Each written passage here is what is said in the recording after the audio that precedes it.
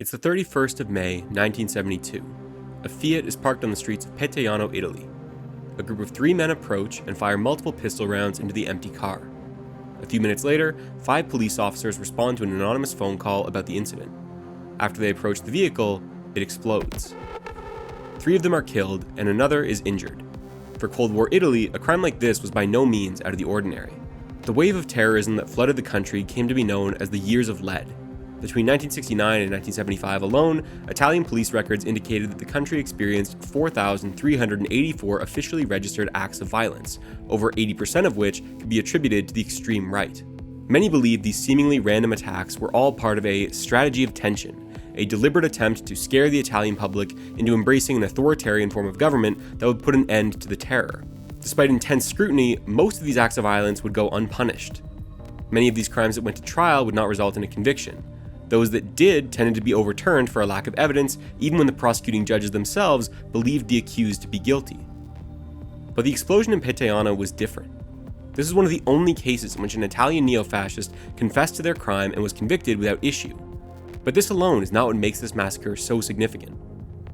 The killing in Petejano truly came to the fore in 1990 when one of the magistrates investigating the case gained access to government documents confirming the existence of a secret paramilitary force in Italy. This force had existed under the auspices of the Italian Secret Services, the American CIA, and NATO under the name Operation Gladio. This newly uncovered military structure would be confirmed by Prime Minister Giulio Andreotti, causing a wave of controversy. Italy's parliament was thrown into a frenzy as the vast majority of members claimed they had not been made aware of its existence. The dominoes started to fall, and several other European countries came to acknowledge the existence of their very own military structures. In Greece, it was known as Red Sheepskin. In Turkey, it was counter-guerrilla. Though they had different names, these groups purportedly existed for the same reason: to operate as stay-behind units in the event of a Soviet invasion. This meant that rather than flee, they would stay behind and engage in guerrilla warfare against their hypothetical communist oppressors. While their existence made the news just about everywhere, nowhere was quite as impacted as Italy, given their unique history. Suddenly, the Years of Lead had a potential explanation. Many started to wonder if it was Gladio that had terrorized them for so long. To this day, it still sits at the front of mind for many political commentators who wish to twist its existence towards their own ends. On the political left, the term Gladio has become synonymous with the underhanded tactics of NATO to stifle the left in Europe, not just to fight off an invasion. On the political right, Gladio can be decontextualized to be a simple program to stage false flag terror attacks to blame on Russia should they ever start to win a war. Meanwhile, the political center doesn't appear to take much of an interest in Operation Gladio at all, and those with largely mainstream media consumption habits are unaware of this history altogether. So in light of all the misunderstandings of what precisely went on during this period, I decided to do a deep dive on Italy's Years of Lead, the strategy of tension that guided it, and how exactly Operation Gladio fits into all of this. Most versions of this story will tell you more or less what I've told you so far, that a bunch of terrorist acts were carried out and no one was held accountable. Then a number of years later, Operation Gladio was discovered, and we're just meant to infer that these things are necessarily connected. Very few popular versions of this history actually get into the weeds and tell you the names of the people doing the terrorism and how they tie into the alleged conspiracy. At least in English. So to get to the bottom of this, I have laid out some of the more notorious incidents of the Years of Lead and identified some of the principal characters in this story to try to understand who is behind this thing and why. Now before we get there, I hate doing this, but I do just want to plug our Patreon. These videos take a lot of time for me to research and write, and 2 people to edit in a timely manner, so I would really appreciate if you would consider signing up for our Patreon to help support the channel. Our biggest video is demonetized on YouTube, so they don't pay us a whole lot to do this sort of thing. That means that any contributions are really appreciated. You can get 50% off your first month with promo code GLADIO. Now with that out of the way, let me take you back to the beginning.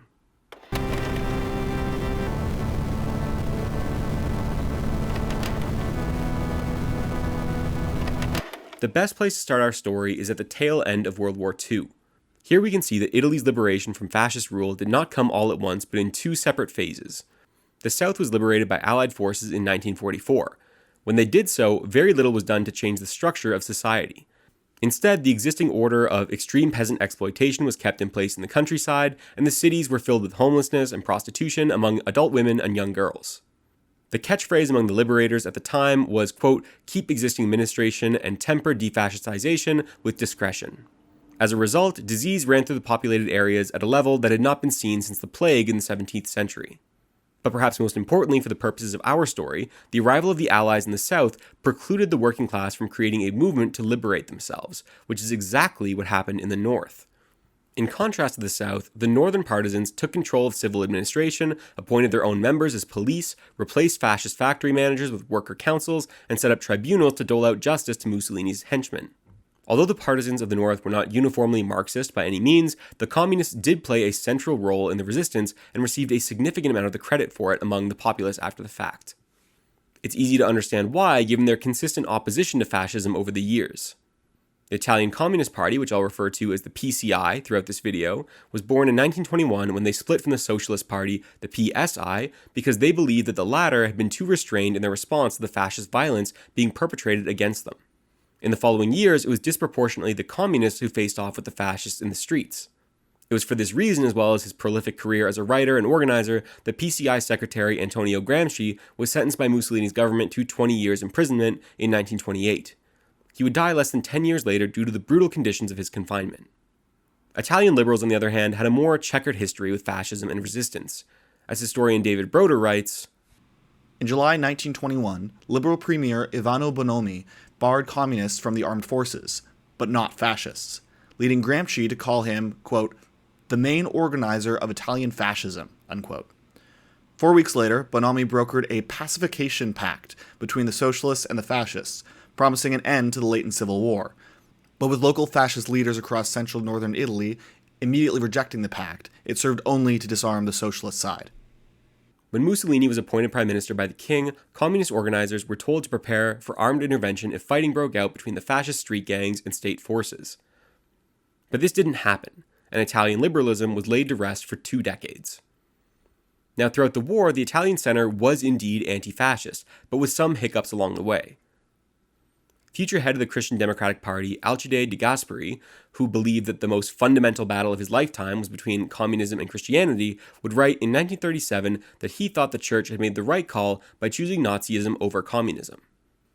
When it came time to organize the resistance to Mussolini's regime, the liberal and Christian Democratic leadership offered very little in the early going.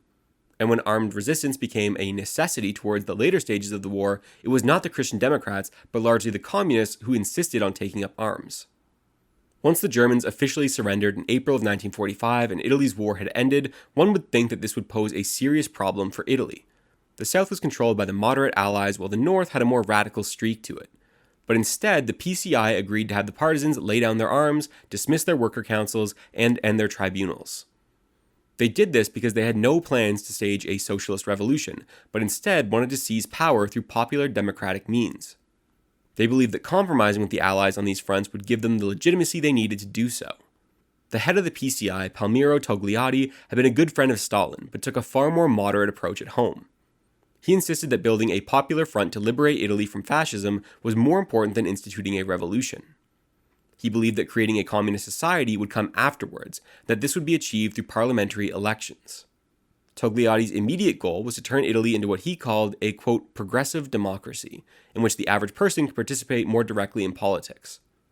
He felt that the best way to do this was to form a broad coalition including the Christian Democrats, the PSI, and his PCI. On one hand, his position fell in line with what had been prescribed by the Comintern, but it also was just the most realistic road to reform in Italy, given the massive Allied troop presence within their borders. Togliatti suggested that an armed revolution at this time would have been, quote, suicide. At this point, Italy would have appeared to have been in a great spot to remove all fascist influence from their society, given that most of the major parties were anti-fascist, but this was the Cold War and nothing can ever be that easy. Rather than purging the fascist elements of the police, it was the partisans who were removed in their place. Franco Ferraresi wrote of the Italian police that, in 1960, out of the 64 first-class prefects, 62 had served under fascism. So had all 241 prefects, the 135 questori, provincial chiefs of state police, and the 139 deputy chiefs. What is more, only 5 of them appeared to have contributed in any way to the resistance. The composition and ideological orientation of the rank and file corresponded to those of the senior officers. When it came time to dole out justice to those who had contributed to Mussolini's brutal regime, control was shifted out of the political sphere and into the hands of the judiciary, which itself had not been purged and still contained many who had been appointed under the fascists' rule. The result was that they called for the punishment of members of the fascist government and fascist officials who had been guilty of destroying constitutional guarantees, abolishing popular freedom, creating the fascist regime, and who thus compromised and betrayed the future of the country, leading to the present tragedy. It may sound good enough on its face, but the problem was that they asked that they be provided with a proven causal link between what the defendant did and all the acts outlined in this quote. This meant that not a single fascist leader was found guilty under these conditions. Just in case that wasn't enough, they made the distinction between those who defended the regime from those who defended the state. It was on these grounds that Mussolini's head of secret police was not punished, as he was said to be working for the latter, not the former. None of this would really matter all that much when the whole process was abolished in February of 1948. Even the most gruesome crimes were overlooked, as the country sought to pursue amnesty on all cases except those who carried out, quote, especially heinous tortures. The bar was set exceedingly high for this threshold. In one instance, 7 Black Brigade members raped a partisan messenger, stabbed her to death, and impaled her corpse. The judge ruled that this killing was not especially heinous because rape was not torture, stabbing was not a notably cruel way to kill someone, and the impaling didn't happen until after she was already dead. I understand this is not comfortable listening, but I think this is all very important to understand the state of post-war Italian law enforcement and their justice system. The influence that the far right still had over these institutions would become extremely consequential in the decades to come. But before we can dig into that, we need to first understand US influence in the region.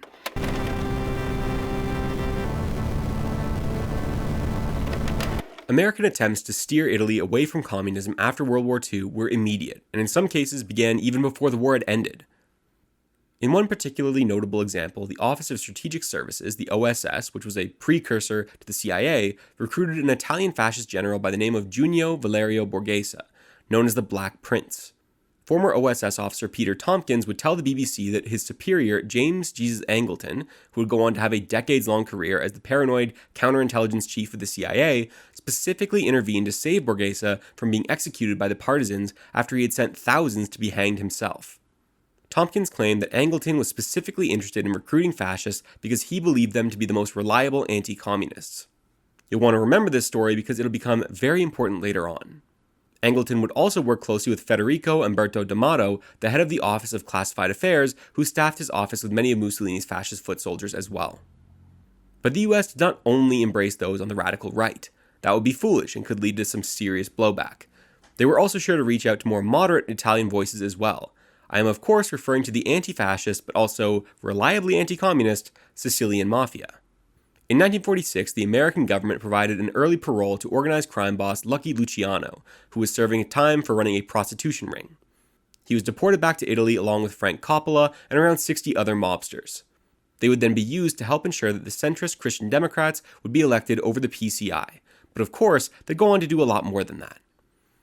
Coppola would be linked to a May Day massacre in 1947 which killed 8 and wounded 33 people. The man who actually pulled the trigger that day had also allegedly received aid from the former head of the American OSS, Wild Bill Donovan. According to Thomas Tripodi, an agent of the Federal Bureau of Narcotics and later the CIA, American authorities were instrumental in the revival of the Sicilian Mafia. They would go on to kill hundreds in 1948 alone, and their rule would drastically ramp up the amount of heroin flowing to the United States. Now, the Mafia will not be a focal point of the video going forward, but I mention this to illustrate that the US was willing to work with just about anyone, including criminals, to get what they wanted in Italy, and it was extremely effective. Former CIA officer Miles Copeland would write in his memoir that, had it not been for the Mafia, the communists would by now be in control of Italy. But more significant than the covert means being used at this time were the overt efforts from the Americans to subvert Italy's renewed democracy. In the immediate aftermath of the war, a coalition government had been formed together between the Christian Democrats, the Communist PCI, and the Socialist PSI.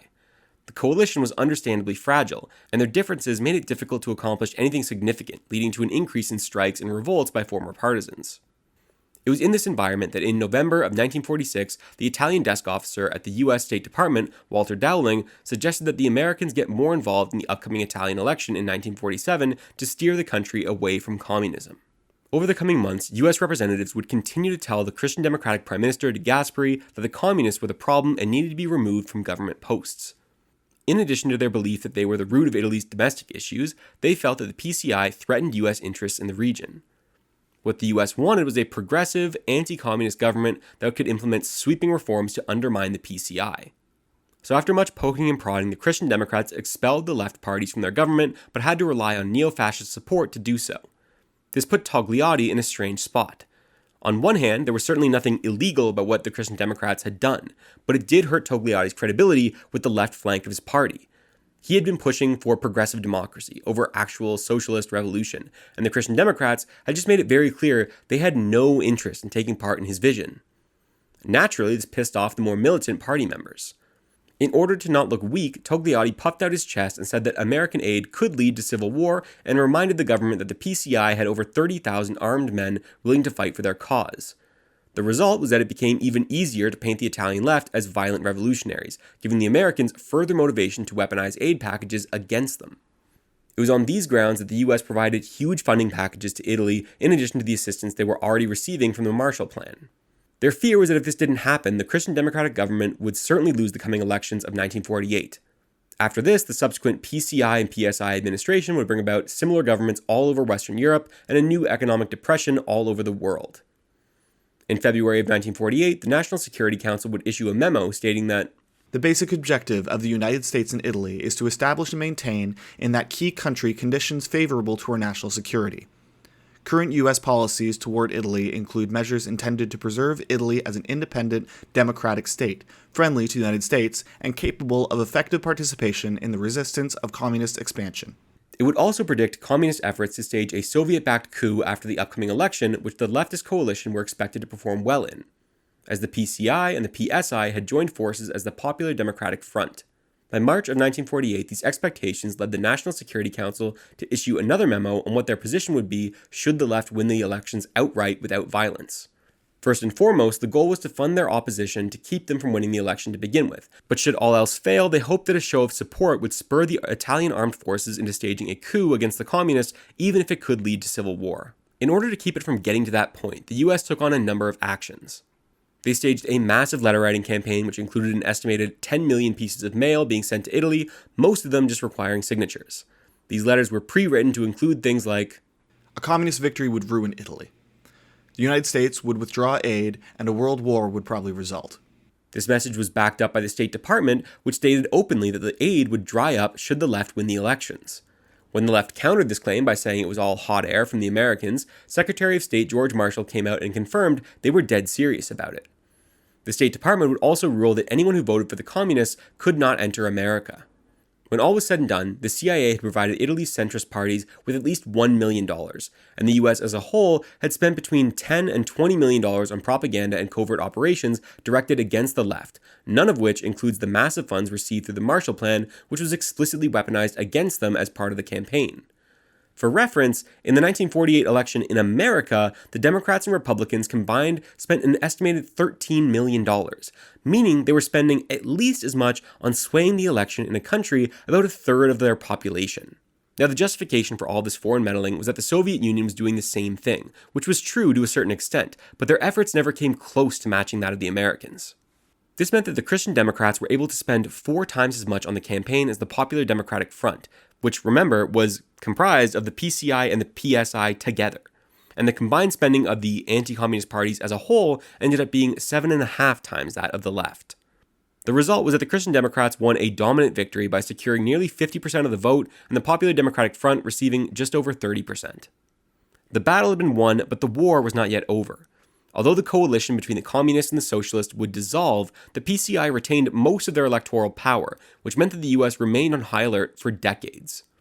Despite the Americans having favored the center-left parties, which they believed could potentially reform Italy's system and take the wind out of the far-left sails, the Christian Democrats were fundamentally a conservative party with an ideological bend towards elite interests. Over time, the Christian Democrats were recognized as being deeply corrupt by much of the population, leading some of their supporters to turn to the far right, particularly the neo-fascists and the monarchists, while others moved to the left. Just 3 years later, the local elections of 1951 saw the left increase their vote share from 33% to 38%. The US immediately sought to reduce the left's electoral strength by pressuring the government to intervene in the labor movement and refuse to negotiate with any unions which elected communist leadership. CIA Deputy Director Alan Dulles would soon go on to draft a plan for the Psychological Strategy Board, the PSB, with the short-term goal of reducing the strength of the communist parties of France and Italy with the ultimate goal of banning them outright. This approach had two tracks to it. The first involved their continued efforts to improve the living standards for working people through social democratic reform, and the second being their attempts to smear the communist officials, remove them from any positions they held in education, and avoid giving government contracts to firms that employed communist labor. The plans for Italy and France would later split, with the former operation coming to be known as demagnetize. After several years of trying, these plans offered very little in terms of results, as the left held firm and the fascists and monarchists continued to grow modestly. As a result, the US government became somewhat disillusioned with the Christian Democrats as their champion against communism. U.S. Ambassador Claire Booth Luce would claim in 1954 that anti-communism had become a profitable business in Italy, but in order to keep their checks coming in, the Christian Democrats had to ensure that the PCI remained strong enough to be perceived as an electoral threat. Although this did not lead the U.S. to abandon the Christian Democrats outright, they did start to consider other options.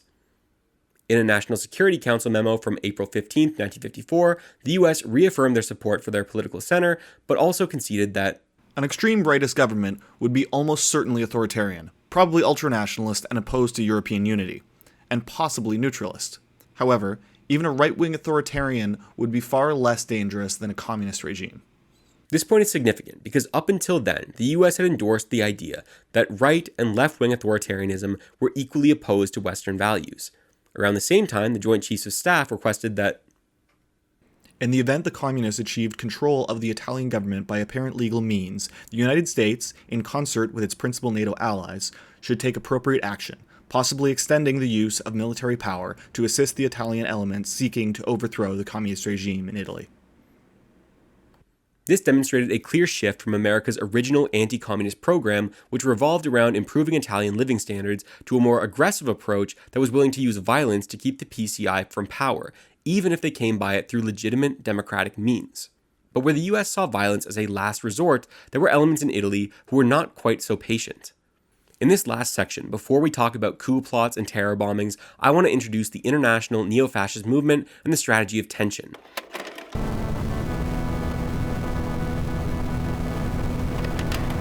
When World War II came to an end, fascism had been defeated.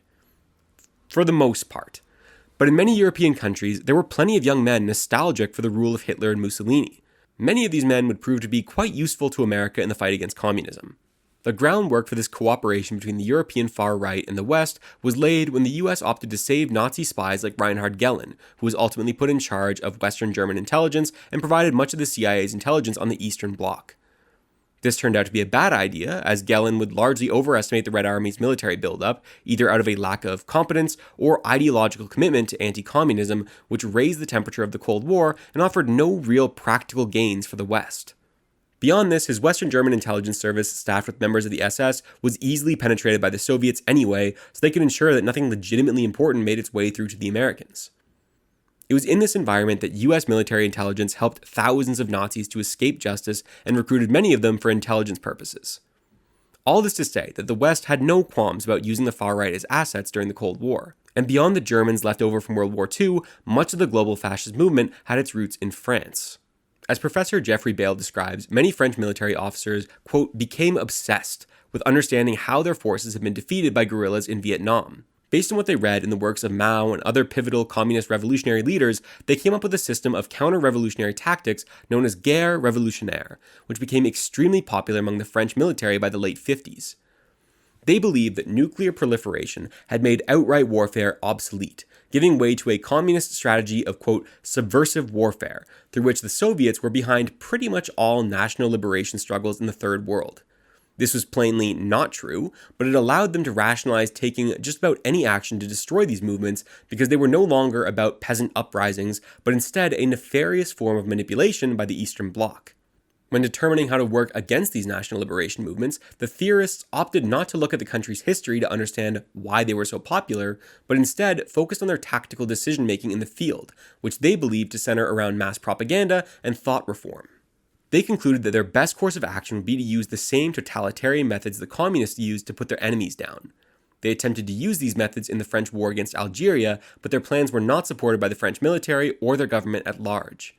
After their perceived abandonment by their own government, many of the advocates of Guerre Revolutionnaire formed the Secret Army Organization, or the OAS, which would go on to become prolific terrorists in Algeria as they attempted to maintain French control over the region. When the OAS would eventually collapse, many of their officers would travel the world and train military and police officers on their counterinsurgency tactics. For example, former OAS operative Paul Aceras trained U.S. agents at Fort Bragg and in Panama in the early 60s before advising the Brazilian military junta on interrogation techniques. The Chilean secret police agency DINA under Pinochet would later use the OAS as a model in their attempts to eliminate communism in their country. But beyond their influence in Latin American brutality, the OAS would have a major impact on the European neo-fascist scene. The center of their influence was Agenter Press, or the AP, a right-wing press agency / black terrorist organization formed in Lisbon in 1966 and subsidized by the Portuguese secret police. Beyond their own government, they allegedly had ties to intelligence agencies in America like the CIA, West Germany with the BND, Spain with the DGS, Greece with the KYP, and South Africa's BOSS, all of which had a tendency to embrace radical right-wing movements whenever it suited them. The AP contained an espionage office, a center for coordinating, quote, subversion and intoxication operations, and an international action organization with a paramilitary wing. Once formed, they successfully made inroads with other far-right organizations all over the world. The focus of this video, however, is in Italy, where members of the AP would have a massive influence on the coming decades.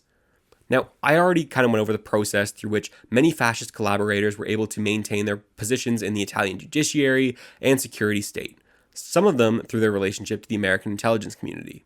But here, I want to elaborate on how the neo-fascists played a role in the Italian intelligence and secret services. In May of 1965, many neo-fascists would attend or present at a 1965 conference on Guerre Revolutionnaire tactics at the Parco dei Principi Hotel. The conference was largely financed by the Italian military intelligence agency CFAR, and according to Professor Jeffrey Bale, was attended by high-ranking politicians with close links to the security forces of NATO and the United States, top military officers, a bevy of right-wing journalists, 20 carefully selected students, and some intransient anti-communists from academia, the business world, and other influential sectors of Italian society.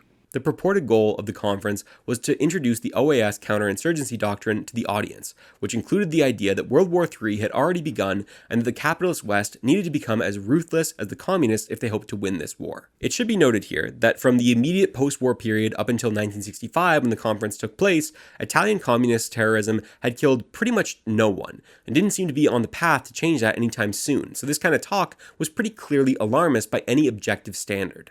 Speakers advocated for forces to be trained in counter-terrorist operations that would, according to Bale, be capable of rupturing the existing political equilibrium and establishing a different constellation of forces in power. He would also write that the conference's rhetoric around preventative counterterrorism could easily be manifested in a strategy of tension. Such a strategy was explicitly the goal of Agenter Press. One of their 1968 reports found in Lisbon discussed applying their preventative counterterrorism techniques in Italy, as well as stating that we think that the first phase of our political action should be to promote chaos in all the structures of the regime. This will create a situation of great political tension, of fear in the world of industry, of antipathy toward the government and all the parties, with the goal of readying an efficient organization capable of rallying and restoring to us the malcontents of all social classes in order to gather this vast mass to make our revolution. In our opinion, the first action that we should undertake is the destruction of the institutions of the state under the cover of communist and Maoist actions. We already have elements infiltrated into all these groups, and obviously we will have to adapt our actions to the ambience of that milieu.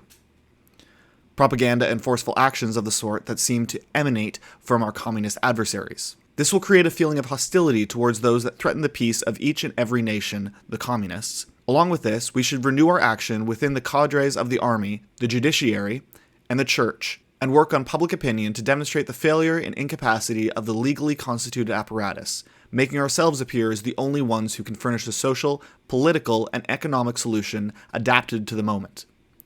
At the same time, we should raise up a defender of the citizens against the disintegration provoked by subversion and terrorism. It's a long quote to reproduce, but every word of this is important. I could not ask for a clearer description of the strategy of tension. It's crazy they actually wrote this down in this much detail and never shredded it. These guys planned on raising the political temperature in Italy by infiltrating communist groups and framing them for terrorism in order to scare the Italian people into welcoming the overthrow of the existing government in favor of installing a more authoritarian right-wing regime. I can't speak to who they had in the church or the judiciary, but as our story develops, you're going to get a very good idea of who they might have had in the intelligence services. But one last thing before I get into the terror itself, I want to introduce some of our principal neo-fascist organizations. Although it was technically illegal to attempt to reconstitute the fascist party, the law did provide enough leeway for the creation of neo-fascist parties, the largest being the MSI, which believed all the same things as the fascists of old, but painted themselves as Democrats. Their growth in the immediate post-war period was allegedly in part due to the actions of the US counterintelligence chief, James Jesus Angleton. Those who agreed with their goals but disagreed with their electoralism as a strategy formed underground paramilitary organizations. These included the Fascist Revolutionary Action, or FAR, Ordine Nuovo, which was founded by Agente press correspondent Pino Roti, and Avanguardia Nazionale, which was founded by Stefano Del Chiai. Both Rauti and Del Chiai attended the infamous Guerre Revolutionnaire Conference in 1965 alongside many of Italy's power elite. They had direct ties to fellow Agente press correspondent and self-proclaimed Nazi Guido Giannettini, who also attended the conference. During the wave of terror that would crash over Italy for the coming decades, these three guys would repeatedly be implicated. To understand the years of lead and the strategy of tension that guided them, we'll begin with the Piazza Fontana bombing.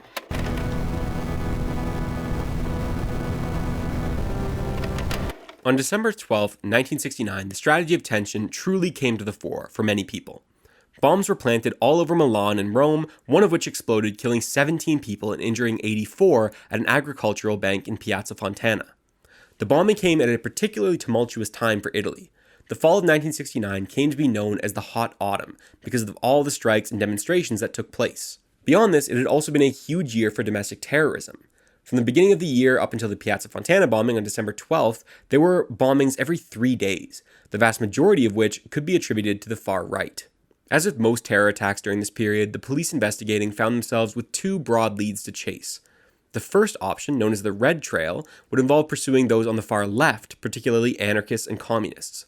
The second option, the Black Trail, involved investigating potential fascist culprits. As I mentioned in the introduction of this video, Italian police records indicated that the vast majority of political violence came from the right. The CIA produced slightly more balanced figures, but still found that neo-fascists were responsible for over 2/3 of the terror attacks in Italy over this period, and 87% of those involving multiple deaths. The second figure speaks to the more targeted nature of left-wing terrorism in Italy. When the left did terror, they were more likely to target a judge, a police chief, or even the prime minister of the country. The neo-fascists, on the other hand, would plant bombs on trains and in town squares to inflict seemingly random civilian casualties and foment as much fear as possible. The other important characteristic of left-wing terrorism in Italy is that it didn't really pick up until the late 70s and early 80s. And yet, as we will see, when faced with the choice between the Black and the Red Trail, the police would almost without fail go all in on the Reds. We can see this in the Piazza Fontana investigation. Both the media and the police immediately identified one of the culprits as Pietro Valpreda, an anarchist dancer. Valpreda had 3 pieces of evidence working against him. The first was that he had just returned from Rome to Milan to be tried for other criminal charges. This could be reason enough to bring him in for questioning, sure. The second piece was that a taxi driver identified Valpreda in a lineup. This could actually be incriminating. If people are identifying him as the one planting bombs, you have to lock that guy up, right? Well, not so much. So the taxi driver didn't identify Valpreda as planting anything, just as a man that he had taken to the bank holding a bag. As someone who brings a bag with me everywhere that I go, I don't find this to be particularly incriminating. Certainly not enough to put someone on trial for killing 17 people. But it gets worse. The description he provided of Valpreda did not really appear to match him at all. He got his height, his accent, and his hairstyle all wrong. Now, he did correctly identify him in a lineup, but the process here was completely illegitimate. The taxi driver would later say that he was shown 4 well-groomed men in suits and ties and a 5th scruffy guy, who he picked simply because he looked different from the others. According to the judges, this testimony was, quote, the only serious piece of evidence against Pietro Valpreda. And that's true as far as hard evidence goes, but the most interesting thing working against him for our purposes is that Valpreda had previously been convinced to leave the more mainstream Rome anarchist movement by two men, Antonio Polito and Mario Merlino. They pushed him to help found a more violent and confrontational anarchist group, which he did, before leaving the group shortly thereafter. This connection was enough to convince the police that he was capable of this random act of violence, which could be fair enough. However, if such a connection is important, surely we should also investigate the guys who convinced him to move in this direction. The first, Antonio Polito, was actually an undercover police officer who used his position to stifle much of the violent actions attempted by Valpreda and his friends. The fact that these guys couldn't even throw a Molotov cocktail without getting caught by the cops would make me at least a little bit skeptical that they were capable of carrying out one of the most notorious terror bombings in the history of the country. But let's see what else we got here. The story of the second man, Mario Merlino, was a troubling one. At the time of the Piazza Fontana bombing, he was, in fact, calling himself an anarchist, but this was still new for him, because just 4 years earlier, in 1965, he had attended the infamous Guerre Revolutionnaire conference on how to do counterinsurgency against the communist menace alongside Italy's fascist militia leaders and military officials. This was not a coincidence, as Merlino was actually a leading member of the neo-fascist Avanguardia Nazionale alongside Stefano Del Chia, both of whom maintained close ties with Jean-Marie Laurent, a former OAS operative and member of a Ginter press who considered himself an expert in explosives. So we need to ask ourselves how a guy like that became an anarchist. And the answer is that he didn't. Obviously, he didn't. Merlino was a close associate of the very same Ginter press assets who planned on carrying out a strategy of tension through their infiltration of Italian institutions and radical left-wing groups. And 4 years later, he's encouraging anarchists to do terrorism. But it gets worse. In 1967, the Greek government was overthrown in a right-wing military coup. The country was then led for years by George Papadopoulos, a former Nazi collaborator turned reliable CIA operative. The military's seizure of power had not come out of nowhere, but through a strategy of tension of their own, wherein their false flag terror attacks were blamed on the left as a pretext for the installation of a strongman government. One of the architects of the Greek strategy of tension was Konstantin Plevris, a far-right member of the Greek intelligence agency, the KYP, who had been set up and trained by the CIA. Plevris was very tight with Pino Roti, the aforementioned Ginter correspondent and head of the neo-fascist paramilitary group Ordine Nuovo. Together, they would organize a tour through which members of the Italian neo-fascist organizations would come to Greece and learn alongside their successful Greek allies. And wouldn't you know it, Mario Merlino was one of those lucky students. Upon their return to Italy, many of the Italian students, including Merlino, would convert to anarchism, either starting their own organizations or joining existing left-wing ones. It was in this context that Merlino would invite Valpreda to start throwing Molotov cocktails at cops. This, to me, shows that Valpreda was very obviously set up by the right to take the fall for their very own terrorism in the hopes of implementing their own strategy of tension, which had been effectively applied in Greece. To their credit, the police did take Merlino in for questioning. After all, they believed he was an anarchist, at least at first. His testimony to police actually appears to be what led to the arrest of 5 other anarchists, including Valpreda. When asked if anyone could confirm his alibi, Merlino would offer the name of Stefano Del Chia and Del Chia's girlfriend's family. The police would not check his alibi for over 2 months. In the meantime, the cops would go to the media and declare that based on their lineup stunt, they had caught the perpetrator of the massacre, Pietro Valpreda. He would remain in custody without trial until 1972. Part of the delay was due to the fact that the head prosecutor requested that the case be transferred from Milan to Catanzaro. The official reason given was that Milan was simply too dangerous, but many believed that this was a political decision based on the progressive nature of Milan's politics. Valpreda would not be cleared by the courts until 1981, over a decade after he had been arrested. But in a way, Valpreda got off easy. Immediately after the bombing, police officer Luigi Calabresi took in another suspect for questioning. Giuseppe Pinelli was a railway worker and popular anarchist activist who would spend 2 days in police custody before being killed in a fall from the window of Calabresi's office. The police immediately claimed that Pinelli had simply thrown himself from the window after finding out that Valpreda was guilty and declaring, quote, "This is the end of anarchy." They would also claim that he was, quote, deeply compromised in regards to the bombing, which we can now say with utter confidence he was not. Naturally, the public did not buy this explanation of Pinelli's death, especially on the left, where it was believed that the police had simply thrown Pinelli from the window, either by accident while trying to intimidate him or in a deliberate murder attempt. This narrative became so popular because the police could not get their story straight on how this happened, and those who knew Pinelli did not believe him to be the type to commit suicide. Journalists would later expose that some of the officers present at the time of his death had ties to the far right, including Chief Constable Milan Marcello Guida, who had been the director of a fascist prison. A subsequent judicial investigation would conclude that Pinelli had simply went to the window to get some air, and then due to the heavy air in the room, felt dizzy, lost his balance, and fell over the railings to his death. Which is weird, because the cops pretty definitively said he launched his ass out the window and said, "This is the end of anarchy." This is not a video about Pinelli, so I won't spend any more time on this. Just to say that those cops almost certainly killed that guy. Like, come on now. As time went on, the investigators belatedly began to turn their attention from the red trail toward the black trail and focus on Mario Merlino. Over 2 months after providing his alibi, the investigating magistrate finally brought Del Chia in for questioning on the matter. They would follow up with him again on July 25th, as the evidence they collected continued to point towards the neo-fascists. 2 days later, they would issue an arrest warrant for Del Chia, but he had already disappeared. Merlino, on the other hand, would stand trial for the bombings, which, based on what I've described so far, could make a lot of sense. He had close ties to the terrorists who wanted to do more terror and frame the left for it, and here he was, seemingly trying to frame Valpreda. However, there are two issues with this. The first is that just 4 days after the attack, a note from the Italian military intelligence service, SID, stated that one of their informants had told them that Merlino had carried out the bombing on behalf of Del Chia, who reported to Yves Guérin-Serac, the director of Age Inter Press. Some have suggested that the inaction on the part of SID here is evidence of their complicity in covering up the neo-fascist role in this bombing. But this memo had some serious issues. It referred to the agency as Ager Interpress and referred to Yves Guérin-Serac as a German anarchist, which is hilarious considering it's the Frenchest name I have ever heard.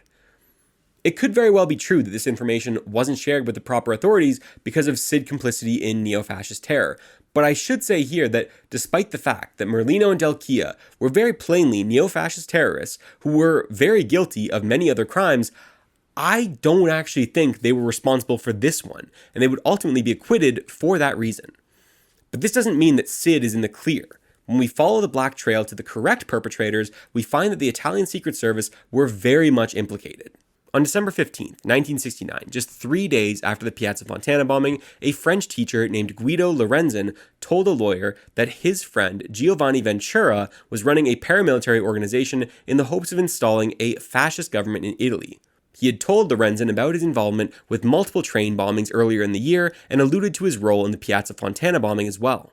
He claimed that these attacks were intended to scare the general public into taking action, and that he was disappointed that it hadn't worked yet. He also informed Lorenzen that he and his collaborator, Franco Freda, had sent 2,000 military officers letters inviting them to take part in their authoritarian movement. Freda, like Ventura, was a bookseller who was known to distribute fascist literature on behalf of the local chapter of the neo-fascist militia Ordine Nuovo.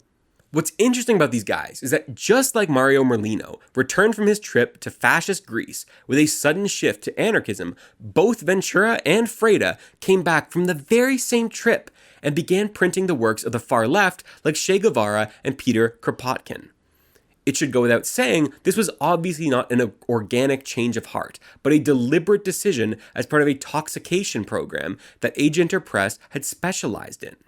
The Italian media immediately picked up on the change and began running stories about the opposing extremism, which was basically the equivalent of modern-day horseshoe theory, suggesting that the far left and the far right were actually two sides of the same coin, when this was obviously a psyop. Ventura would also be implicated in the bombing when police located a large stash of weapons in his home. Other friends of Ventura would go on to testify that he and his allies had boasted about their involvement in bombings throughout the spring and summer of 1969, as well as forewarnings of a future attack ahead of the Piazza Fontana massacre, in addition to requesting that these friends temporarily store his weapons for him. These accounts would later be found to be credible by the courts. Because of this, the investigation would ultimately center around the neo-fascist cell that Ventura and Freda had organized in Padua. This leads us to one of the most interesting characters in this investigation, a right-wing janitor named Marco Pozzan, who was good friends with Franco Freda. The police had taped a phone conversation between Pozzan and Freda in April of 1969, around the same time the neo-fascist terror attacks had begun. During their call, they discussed another man who would be attending a meeting. Pozzan would later confirm that the person being referred to was Pino Roti, the head of the Ordine Nuovo faction and future head of the parliamentary MSI. Pozzan said that during the meeting, Roti and Freda had talked about implementing their strategy of tension and raising the political temperature in Italy.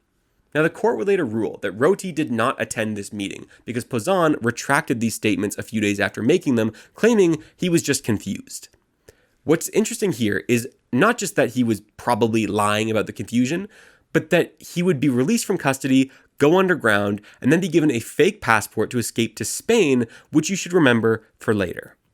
This operation to whisk Pozzan out of Italy was not organized by his comrades on the far right, but rather by CID, the Italian intelligence service. More specifically, the operation was carried out by General Giandelio Maletti, the head of counter-espionage, and his deputy, Captain Antonio Labruna. They would later claim they simply had no idea who Pozzan was, which was certainly a lie. Pozzan said that Labruna had personally interrogated him on the testimony he had provided, and that after they brought him to Spain, he had not fled from their custody as they claimed, but rather that he had been asked to give back his false passports and was sent on his way. Once the trial had played out, Labruna would later admit in an interview that he helped Pozzan escape to Spain and gave him a fake passport that was provided to him by CID. General Maletti would state that Pozzan was sent to Spain to provide intelligence on Stefano Del Chia's inner circle. An Italian court of first instance would rule that this was a lie, that he had been shipped off to ensure that he did not provide any further testimony. The Court of Appeal would later conclude that Maletti was telling the truth, even though Pozzan had provided absolutely zero intelligence reports on Del Chia. I'm not even talking about a report that he hadn't found anything yet. He provided nothing at all. Maletti is going to be a recurring character in the story, so keep this in mind. With or without Pozzan on the witness stand, the case against both Freda and Ventura, our neo-fascists, was pretty strong.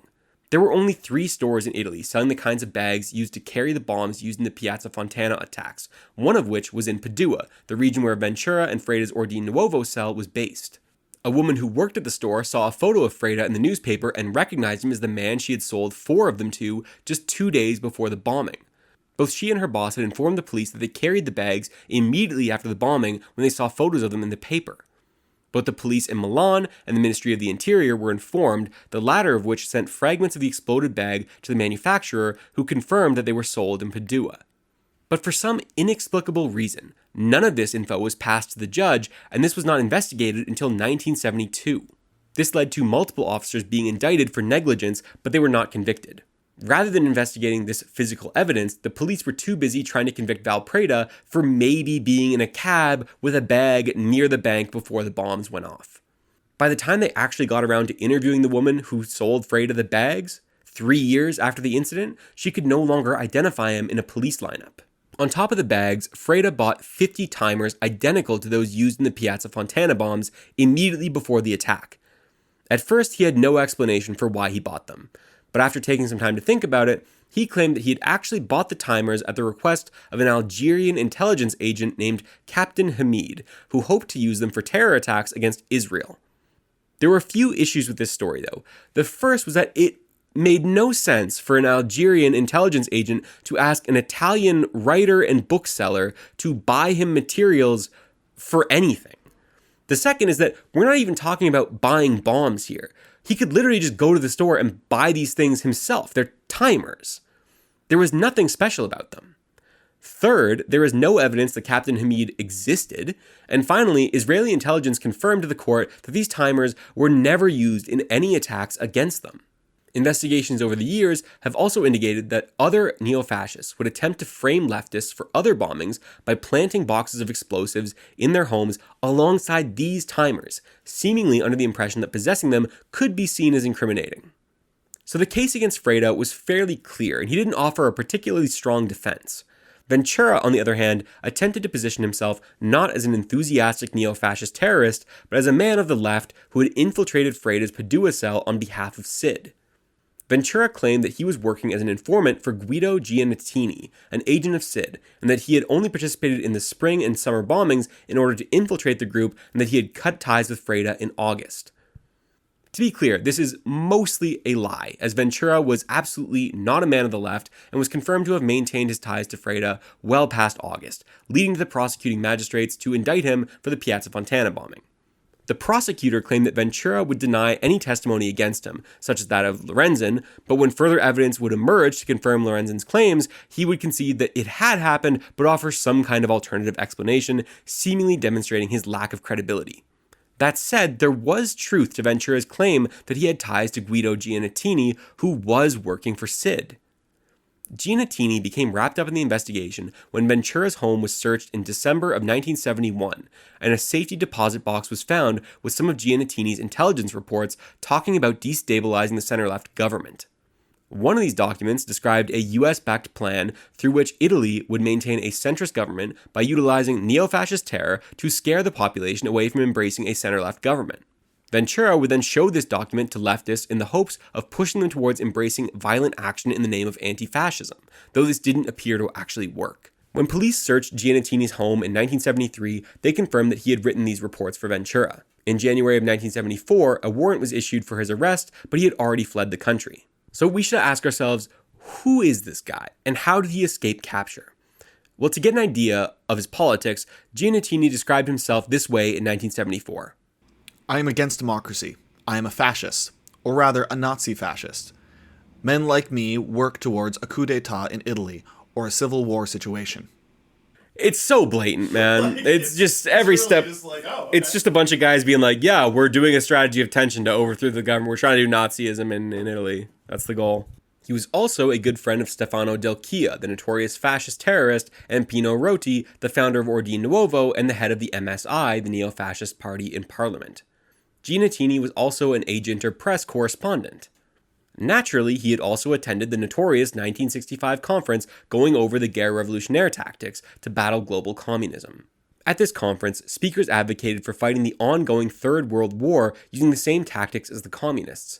This included the creation of permanent self-defense groups that should not hesitate to fight under the least orthodox conditions with whatever energy and ruthlessness was necessary.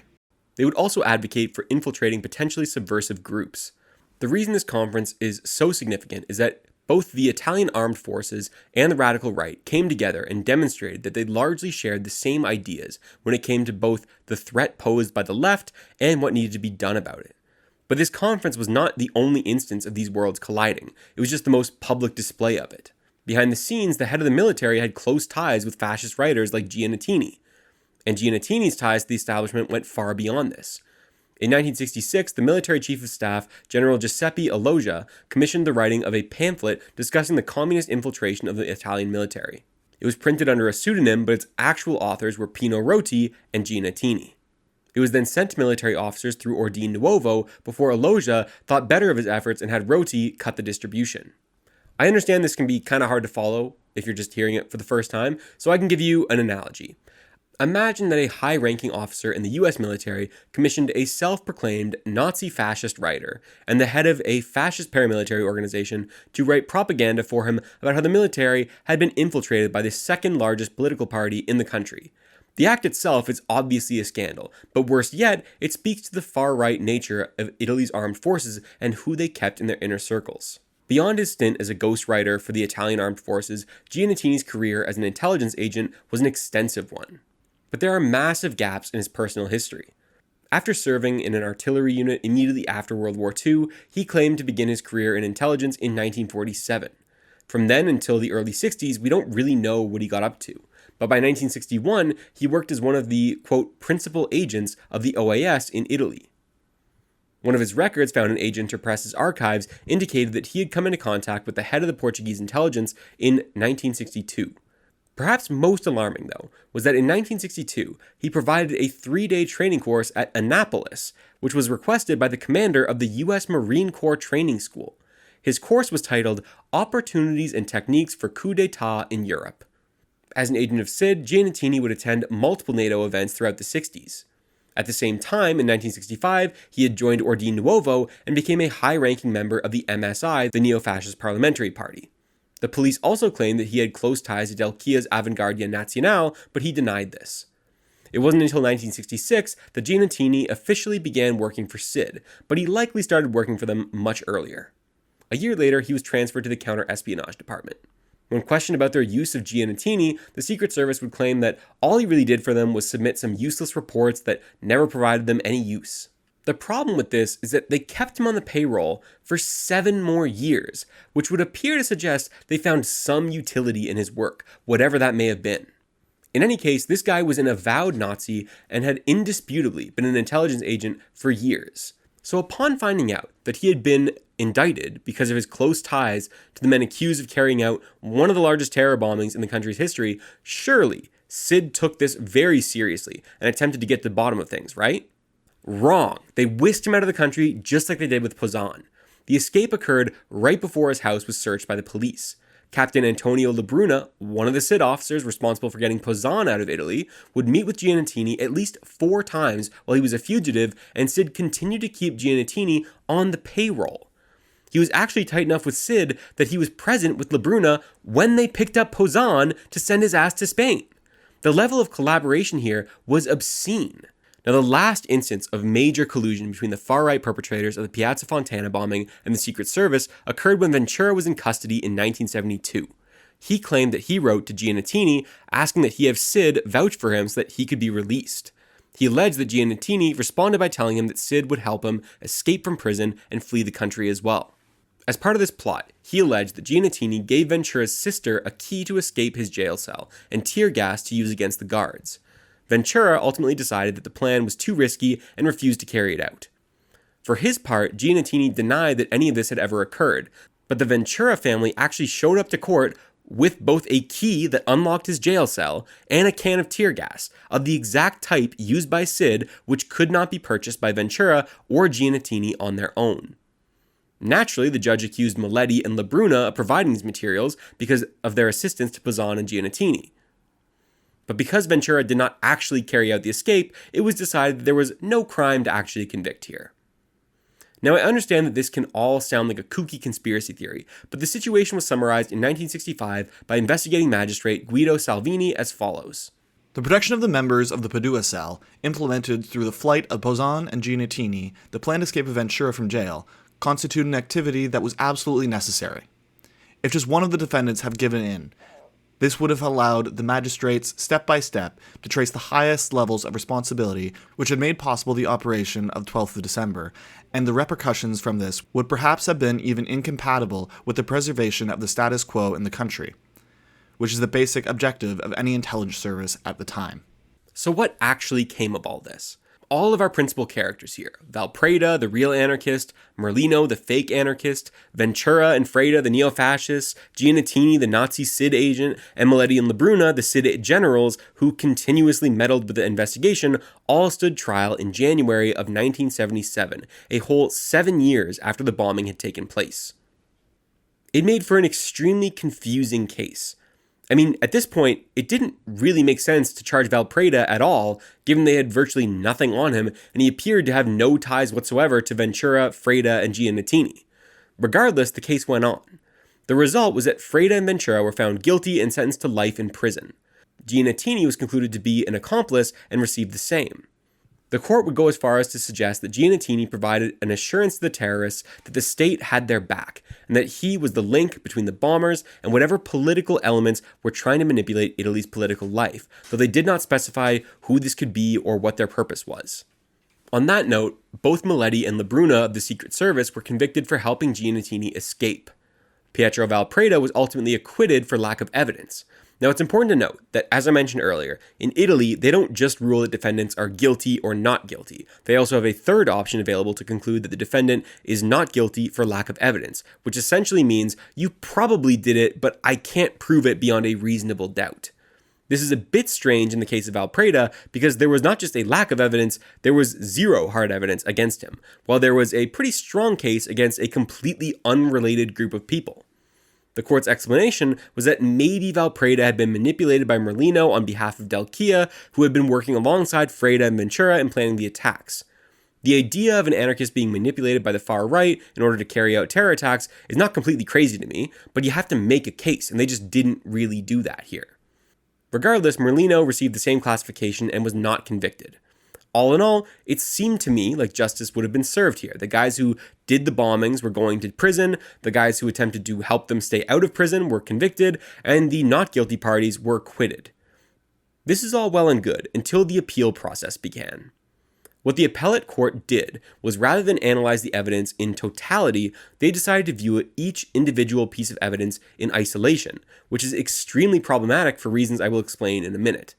They concluded that the Padua cell, headed by Freda and Ventura, was not the base of any sort of conspiracy, but rather a small, ragtag group of guys who just happened to carry out over 20 bombings in less than a year. They aimed to discredit the testimony of Ventura, Lorenzen, and other witnesses who claimed that Ventura had pretty explicitly told them about his plans to carry out his attack. But more importantly, they used some absolutely tortured logic to overlook the physical evidence here. The court of first instance had crunched the numbers and said they were certain that the 5 timers used in the bombing were the same as those purchased by Freda. The appellate court carried out a lengthy investigation of their own to check their homework and concluded that only 2 of the timers could be 100% certain to be those purchased by Freda. For the other 3, it was just determined that rather than being certain, it would be a reasonable presumption that they were purchased by Freda.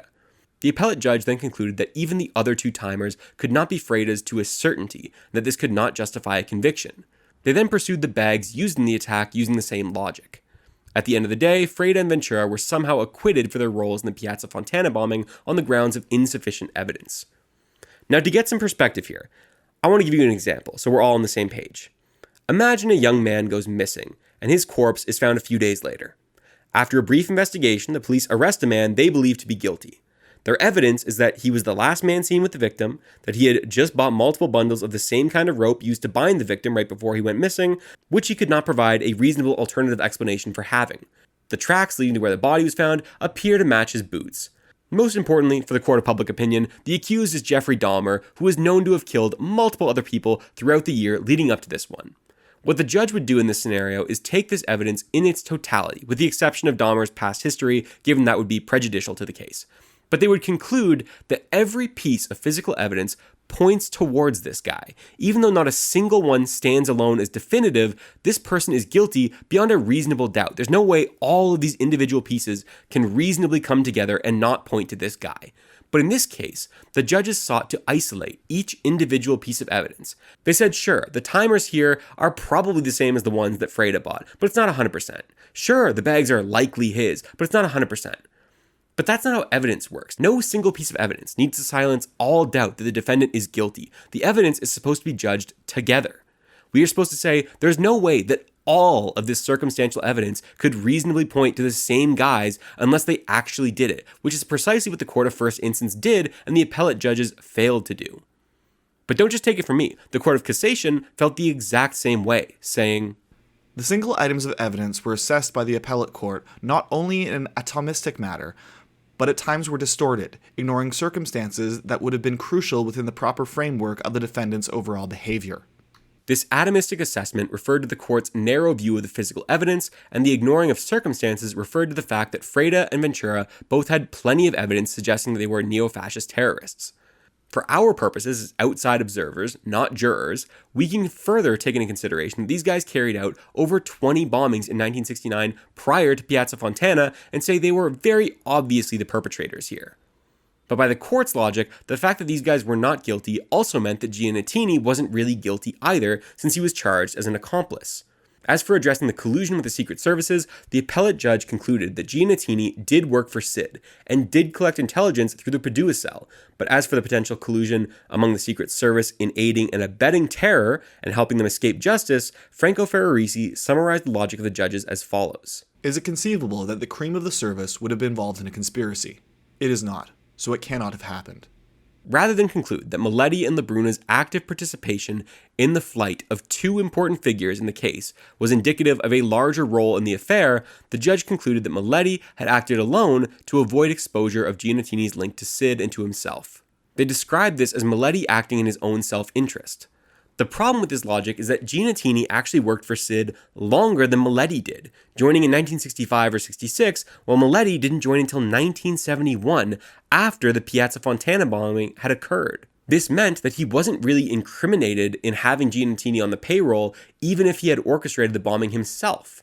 This conclusion also seemed to ignore that Sid continued to pay Giannettini after he was indicted and had fled to Argentina, which suggests that this relationship certainly went beyond Miletti himself. Regardless, both he and Lebruna went free, with Miletti leaving to South Africa, where he would refuse to take part in any other investigations until the early 2000s, when he had some extremely interesting things to say, but we'll get there later. As for the appellate court's theory of what actually happened, they believed in the horseshoe theory of events, in that the neo-fascists carried this out and essentially manipulated Valpreda and other anarchists into working with them. Ultimately, the Court of Cassation would look at the appellate court's ruling on Freda, Ventura, Valpreda, and Merlino and essentially say, "This is all bullshit, run it back." Giannettini was the only terror suspect whose ruling stood, and he was set free, effectively killing the investigation into Sid complicity, as he could not stand trial for these crimes again. The subsequent and final trial came to the same conclusions as the previous one, with Freda, Ventura, Merlino, and Valpreda all being acquitted on insufficient evidence, while Miletti and Lebruna's conviction remained the same but with lighter punishment. It was now 1987, 17 years since the bombing had occurred. In June of 2001, over 30 years after the bombing, 3 more neo-fascists were convicted based on the confessions of 2 other collaborators. The court concluded that the Piazza Fontana bombing had been carried out by Freda and Ventura, who could not be charged again due to double jeopardy, and their collaborators, Carlo Maria Maggi, Delfo Zorzi, and Giancarlo Rognoni. They said that the attack was carried out as part of a strategy of tension meant to bring about a coup d'etat and the institution of an authoritarian government. However, once again, the appellate judge would ultimately decide that the testimony against them was not credible, acquitting Maggi and Zorzi for lack of evidence and clearing Rognoni completely.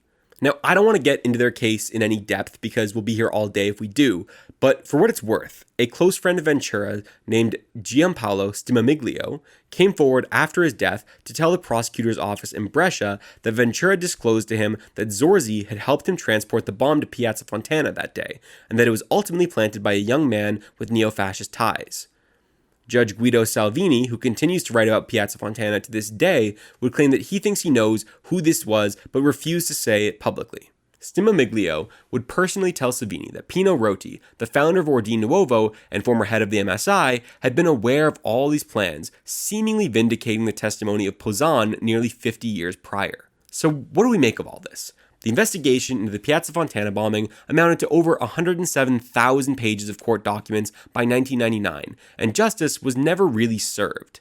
Jeffrey Bale would write in his 2018 book, The Darkest Side of Politics, that the combined efforts of all these investigations told us that Roti's Ordine Nuovo, Stefano Del Chia's Avanguardia Nazionale, and Franco Freda's Padua Cell all worked in close collaboration with one another to carry out their strategy of terror with some degree of collaboration with Atlanticist elements, the latter of which I will expand on later. This puts us in a weird spot because the Italian justice system concluded that Ventura and Freda were guilty, but that the precise role of Giannettini and Sid in the attack are still a mystery. Even the broader motivation behind the attacks are still murky. If the initial ruling that this was a small group of men was wrong, what was the broader strategy here? To get a better idea of what their goals were, we need to go back to December of 1970, almost exactly 1 year after the Piazza Fontana bombing, when a fascist war hero attempted to overthrow the Italian government.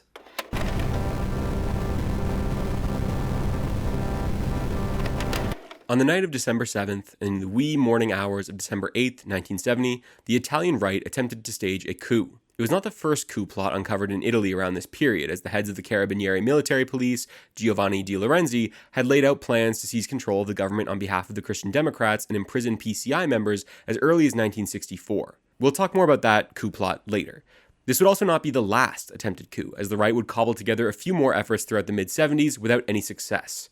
However, the attempt in 1970 stood out because it got past the point of simple planning and was actioned before being called off at the last minute. By digging into this failed coup attempt, we can begin to understand how it fits into the broader strategy of tension and the conflicting motivations behind it. Our story here begins with one of the principal characters I mentioned earlier when discussing the US influence in post-war Italy. Junio Valerio Borghese was a Roman aristocrat turned fascist submarine commander during the war. After overseeing the execution of thousands of partisans, Borghese was captured before being saved from his own execution by James Jesus Angleton, the head of X2 counterintelligence for the American Wartime Intelligence Service, the OSS, and future head of counterintelligence for the CIA. Rather than face trial in Milano, where much of his war crimes had been committed, his trial was moved to Rome, where his family had more sway. After being handed a life sentence initially, it was later reduced to 7 years, allowing him to essentially get time served and be released in 1949. The so-called Black Prince would then lay low for a number of years and avoid any overt participation in Italian political life. In the meantime, the Italian right continued to develop the ideal anti-communist strategy. Many on the right felt that the Christian Democrats were too weak to face the communist threat, while others felt that the neo-fascist party, the MSI, was too tied up with the country's unpopular fascist legacy and had a left flank that was inhospitable to US interests and NATO. To remedy this problem, the CIA tasked James Angleton with converting former fascist soldiers and far-right youths to embrace Western interests. Many of their plans to woo these groups included using Borghese in some fashion, with one short-lived proposal envisioning him as king. Angleton would go on to personally pitch the idea of Borghese leading a National Front organization to unify these disparate right-wing groups under the banner of Atlanticism, which Borghese was apparently absolutely giddy about. Rumors of this National Front organization scared the hell out of the MSI, who then offered to make Borghese honorary president of the organization if he did not start the National Front, which he accepted. This made him a popular figurehead for the far right. Within the year, in part because of Borghese's beliefs, and in part because of a trend that preceded him, the MSI began to embrace a more Atlanticist approach, with party leaders publicly supporting NATO. In the latter half of the 50s, Borghese would leave the party due to a disagreement with the more moderate leadership. In the subsequent years, he would maintain ties to figures on the radical right in Italy and US intelligence. He would also become president of a bank he took over from Michel Sindona, a profoundly corrupt financier with ties to the mob, American conservative groups, various intelligence agencies, the Vatican, and the Masonic lodge known as P2. Keep a pin in that last one, we're going to come back to it later. This does not necessarily mean that Borghese maintained close bonds with these groups as well, but it speaks to the circles he was running in even while he had supposedly taken a hiatus from politics. His future second-in-command, Remo Orlandini, a former veteran of Mussolini's regime, would also claim that Borghese took part in the 1964 coup attempt planned by the head of the Italian military police, Giovanni Di Lorenzo, which I promise we're going to talk about later. Now, things really heated up for Borghese in 1968 when he would finally create Front Nazionale, the organization that James Angleton had sought to create with him nearly 20 years prior. The front's base was nearly identical to what it was intended to be the first time as well, with the bulk of it being former soldiers of Mussolini and disaffected nationalist youth. The party platform proposed remaking society without class conflict, and in its place, collaboration among the professional class. Naturally, they would also get rid of political parties and trade unions in the hopes of staving off Italian communism. Many members of Ordine Nuovo collaborated with the front, and Stefano Del Chia, the founder of Avanguardia Nazionale with close ties to Agenter Press, would call himself the front's military commander.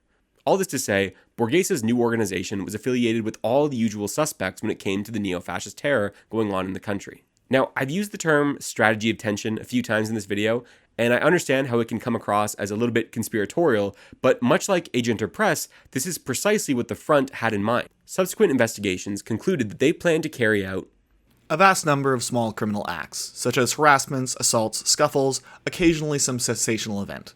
This was all to be done in the hopes of creating a form of paralysis in the government and a sense of fear in the population, priming them for an increased push towards law and order, leading to an authoritarian right-wing government under their leadership. Now, it's important to note that Borghese's National Front was not all that popular. Their membership never reached beyond the thousands, but this is precisely why they sought such close ties with these existing neo-fascist paramilitaries, especially with Del Chia's Avanguardia Nazionale.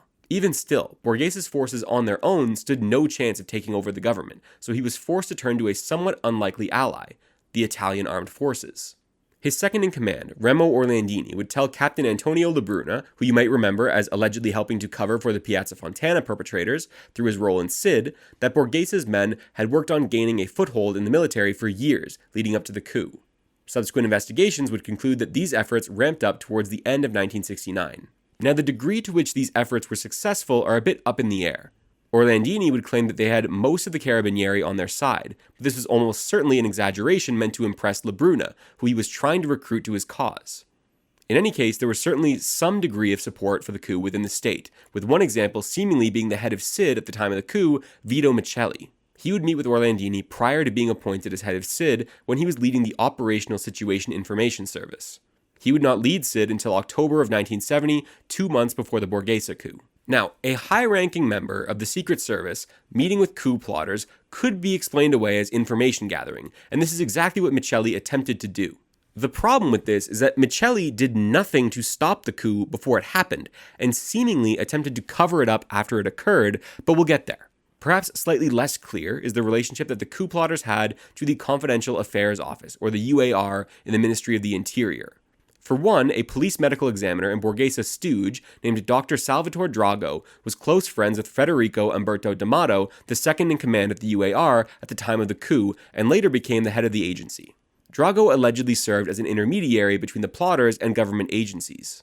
More alarming, however, were the persistent and credible allegations levied by both the far left and the far right that Stefano Del Chia was working for D'Amato in the UAR. Worst of all was the accusation published in L'Europeo in 1976 that members of Borghesa's National Front, Del Chia's Avanguardia Nazionale, and Pino Rotti's Ordine Nuovo had been receiving training in guerrilla warfare and disinformation at a base in Sardinia.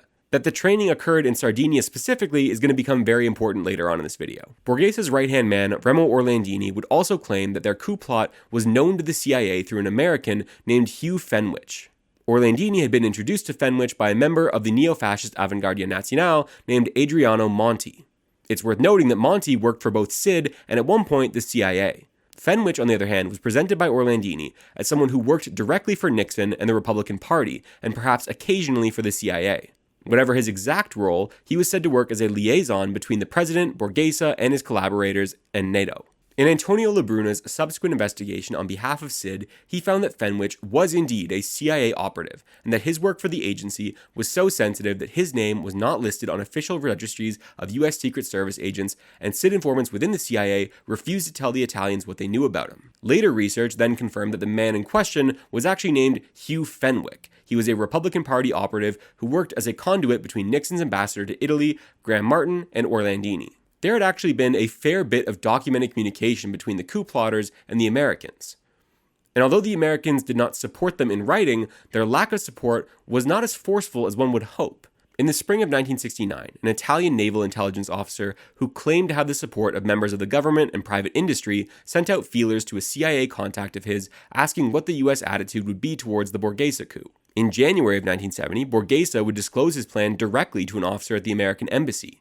He told the diplomat that he was sick of the party system in Italy and that he wanted a NATO-friendly authoritarian dictatorship. The American official then politely told Borghesa that he sympathized with many of his points, but thought that his plans to overturn the existing order were not realistic, though he welcomed future discussions with the former military general. When word reached the fiercely anti-communist ambassador Graham Martin, he advised Borghesa that he likely did not have the forces to succeed, and failure would drive Italian politics to the left even further. If he did succeed, the opposition would be massive and violent to the point that it was not really in the US's best interests. He would end his memo to Borghesa with the following quote: Therefore, he might be wise to emulate his collateral relative Napoleon, and choose as his current code word the phrase, "Not tonight, Josephine." Now, the analysis here is probably correct, but I would like to say for the record that this is an insanely kind response to a fascist telling you they want to overthrow your democratic ally's government. Beyond this, Hugh Fenwick did appear to communicate to Orlandini that based on his conversation with Martin, that the US would not back the coup. However, Fenwick did not follow instructions to sever ties with the plotters, which may have played a role in them continuing to believe that the US would fall in line when the time came. That said, the Americans did go on to warn Italy's Minister of Defense and the Army Chief of Staff about the plot. Despite this added scrutiny from the government, Borghesa and his generals continued to prepare for a takeover. Over 300 of his men were trained in guerrilla warfare at the Ponticelli Cemetery near Naples, and a right-wing newspaper in Italy would go on to report that they had received support from the Army General Staff for this training, and provided official military documentation to support this assertion. Around the same time, members of Ordine Nuovo would receive training on the tactics of guerre revolutionnaire in central Italy. Although the ultimate coup attempt would be bloodless, the front was implicated in the violence of the strategy of tension, as multiple members who had gone on the neo-fascist vacation to Greece I mentioned earlier returned to Italy and carried out bombings. Judge Fior, the magistrate who investigated the Borghesa coup, would conclude that these attacks were meant to make the current political order appear weak and ineffective, allowing Borghesa and his team to swoop in and save the country. The coup plot, called Operation Tora Tora, was finally attempted on the night of December 7, 1970. It involved hundreds of neo-fascists and 200 of the State Forestry Corps assembling in Rome, while smaller cells came together in other cities across the country. Their goal was to team up with the military and Air Force to kill the chief of police, kidnap the president, break into the Ministry of the Interior, and seize major broadcast studios to announce their triumph. From there, they would hand the reins over to reliable right-wing loyalists in the military and work with the Carabinieri to arrest previously prepared lists of left-wing dissidents. One of the few victories of the Tora Tora operation was that the front was able to gain access to the armory of the Ministry of the Interior with the alleged help of the ministry insiders. The group of insurgents that entered the armory and secured hundreds of machine guns included Del Chia of Agent Press and his Avanguardia Nacional henchmen, who then received help from at least 3 police officers to load these weapons on a truck and transport them to Orlandini's shipyard. When the coup came to light, the government denied that the front had successfully penetrated the Ministry of the Interior so easily, and a subsequent investigation claimed there was no physical evidence to support these claims. However, further investigations would reveal that although the front had returned the stolen weapons when the coup was called off, one of them had actually pocketed a Beretta pistol for himself. The fascists must have realized their count was off, so Orlandini had a replacement put together with composite parts and placed it in the armory. This demonstrated that not only had they received help in entering the building on the night of the coup, they would have had the required assistance to replenish the armory with the initial supply and later the makeshift Beretta. At the same time that the neo-fascists broke into the armory, a force of 200 State Forestry Corps troops went on what, on the surface, appeared to be a training exercise in Alban Hills. This stood out for a number of reasons, even to those who were taking part in the exercise. They had just done an exercise in this region 3 days prior, they were far more well equipped than usual, and they had an ambulance with them, which is not the norm by any means for a procedure like this. They would then divert their course from Alban Hills to Rome, where their leader, General Berti, would chat with 2 men in a parked car before walking back to the foreign ministry and turning the men around. Once they completed their walk, he would tell his men that their strong performance that night had endeared them to the representatives of the Forestry and Agricultural Ministry, suggesting that this was who he spoke to in the car. Although this could be hand-waved away as a weird training session that happened to occur at the same time as an attempted coup, later investigations showed that Berti was an incredibly suspicious character. The ministry denied the men he ran into that night were their representatives, leading him to change his story and claim that they were actually just a couple of gay guys, which I think is awesome. The ministry also claimed that this exercise had been carried out without their approval. It would later come to light that Berti had ordered a massive amount of handcuffs in the fall without the ministry's approval or any practical justification given his job description. There was no definitive paper trail leading Berti back to the coup, but Orlandini would later claim that the State Forestry Corps were to provide 200 troops to support their efforts. It seems like a hell of a coincidence that Berti had brought 197 with him on his training exercise and marched them off course almost directly to one of the TV stations that the front had planned to seize. At the end of the day, he was not convicted of anything, but between you and me, I think we all know what was going on here. Overall, the operation seemed to be going to plan. At this point, the plotters were preparing to meet with their fellow collaborators in the military, carabinieri, and police around the defense ministry when Borghese received a decisive phone call. He would then tell his collaborators that the external support they had counted on would not be coming and the coup was off. Orlandini took the news so hard that he said that he would have shot himself had he brought a gun with him, which is at least a little bit hilarious to me. Del Chia and Berti's men, as well as possibly the Carabinieri, were immediately told to stand down and the coup was officially aborted. Professor Jeffrey Bale would state in his dissertation that it was likely this action led Berti to engage with the 2 men in the street before turning his troops around and leaving shortly thereafter. Borghese's men would resent him for calling off the coup that had encountered no real resistance, but he would maintain that he had, quote, obeyed superior orders, referring to the anonymous phone call he received immediately before making his decision. The attempted coup would fly under the radar for months before arrest warrants were issued for Borghese, Orlandini, and several of their peers. Borghese and Del Chia had been forewarned that arrest warrants were coming, so they had both fled to fascist Spain ahead of time, where they were soon joined by many of their terrorist foot soldiers. Meanwhile, their allies who stayed in Italy, much like the Piazza Fontana bombers, would have their crimes covered up in the ensuing investigation. After their initial arrests, the Court of Cassation ordered the release of the alleged conspirators in February of 1972. It wasn't until September of 1974 that Prime Minister Giulio Andreotti shared reports with the Rome public prosecutor that allowed them to open a new investigation into the affair. As was typical with the strategy of tension, the investigating magistrate, in this case Judge Fior, would indict the plotters with serious charges of conspiracy, only for these to be successfully appealed using completely absurd logic. For example, it was a clear-cut fact that the Ministry of the Interior had been penetrated and that the front had seized its weapons cache only to return them later. This was evidenced by the testimony of multiple participants and the existence of the replacement Beretta I mentioned earlier. The appellate judge, however, said that it was possible that the fake pistol had already been in the armory and that Orlandini heard about it and decided to use this factoid as a way to claim glory for himself. It should go without saying that this is absurd. Orlandini admitted to a crime and had physical evidence to back it up. It's completely baffling that a judge would discount the incriminating testimony of the accused like this. Not to mention that Sid had tapped Orlandini's phone and provided a conversation in which he had told his peers they needed to replace the stolen pistol 10 days after the coup. I'm sorry, this was a cover-up. The accused, the Secret Service, the physical evidence all supported one possible version of events, and the judge simply refused to believe it and offered up a completely unfounded conclusion instead. In 1984, a second court of appeals would drop all charges against the accused, and according to Jeffrey Bale, quote, concluded that no armed subversion or serious anti-constitutional actions had taken place. This was clearly untrue, but it was easy to hand-wave the incident away as not being a serious threat because of the relatively small number of participants. It was hard to believe these guys truly believed they could take over the entire country with just a couple thousand shock troops. But their thinking was likely this wouldn't be necessary given the support they believed they had among the military, police, and secret services. Perhaps their greatest potential ally was Vito Miceli, who would become the head of SID just 2 months before the coup. Although he said that his prior meetings with Orlandini were purely for the purpose of collecting intelligence, his senior officer at the time said this would be out of the ordinary, and more importantly, he seemingly didn't use any of this intelligence he gathered to actually stop the coup. When the day finally came, Miceli was informed of the actions being carried out by the front somewhere between midnight and 1 a.m. At this point, one would expect him to grab the fascists and share what he knew with the police to carry out an investigation. But instead, this information was not passed on to the police until 2 a.m. And Miceli himself did not share his details with the military beyond some abstract comments about the coup that led to nothing. Miceli would continue to withhold information from his peers and minimize what happened to the point that the interior minister and police chief had to learn about it through the papers, not the head of intelligence. The police chief would go further in stating that Miceli and Sid at large had provided the police with nothing of value for their investigation.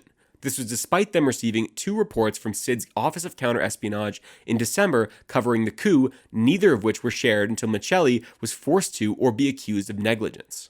Now this is where things get really interesting, and depending on where you stand, quite confusing. If you remember from the last section on the Piazza Fontana bombing, a SID general named Giandelio Maletti was convicted of tampering with the investigation alongside his subordinate, Captain Antonio Labruna. They had helped 2 key witnesses, Marco Pozzan and Guido Giannettini, escape the country. Their sentences were later lightened to a slap on the wrist. Given the overall direction of the video so far, it would be easy to assume that these guys were somehow implicated in a fascist conspiracy to overthrow the Italian government through fomenting neo-fascist terrorism. If that were the case, one would then expect them to work alongside Miceli to prevent the exposure of this failed coup plot. But that's the exact opposite of what happened. Maletti, who was a rival of Miceli, would quietly put Labruna in charge of investigating the Borghese coup in 1971. As part of the investigation, Labruna convinced Orlandini that he wanted to join the front and recorded their conversations, allowing him to officially reopen the investigation. When Maletti informed Miceli of this in 1973, he was told not to provide information to the judiciary without concrete facts to avoid hurting the agency's investigation. It wasn't until July of 1974 that Orlandini revealed to Labruna that he had met with Miceli several times ahead of the coup. When the head of SID, Miceli, was confronted with this, he did everything in his power to prevent its public release, but he was ultimately charged with political conspiracy that fall. One of the judges handling his case would claim that Miceli shamelessly lied, clearly violating the fundamental duties of his office. Either he had artfully disinformed his superiors, or he lacked some of the essential qualities to undertake the highly delicate functions conferred upon him. Another would say that Miceli carried out this unlawful conduct because he had, quote, reciprocal sympathy and consideration for Borghese. Despite this, he would not serve any jail time, although his career in the Secret Service would come to an end. So to summarize the story so far, a wave of right-wing terror attacks had swept across Italy. Many of those with direct ties to the terrorists worked alongside operatives in Agenter Press, which was crawling with fascists and had explicit plans to carry out a strategy of tension in the hopes of staging a right-wing coup in Italy. The terrorists accused of carrying out the Piazza Fontana bombing appeared to have close ties to Italian intelligence agents who did everything in their power to keep them out of prison. When a coup was attempted a year later, the Italian Secret Services once again made attempts to cover it up and, once exposed, minimize it. All of this flows together quite nicely, but there are a few hiccups here. The very same men who worked to sabotage the Piazza Fontana investigation, Maletti and Labruna, were the ones who helped to expose the Secret Service complicity in the Borghese coup. If these guys were fascists, why would they expose their own team like that? To better understand this, we need to look at one last terror attack. We're going to go back to where we started this video and look at the Peteano massacre.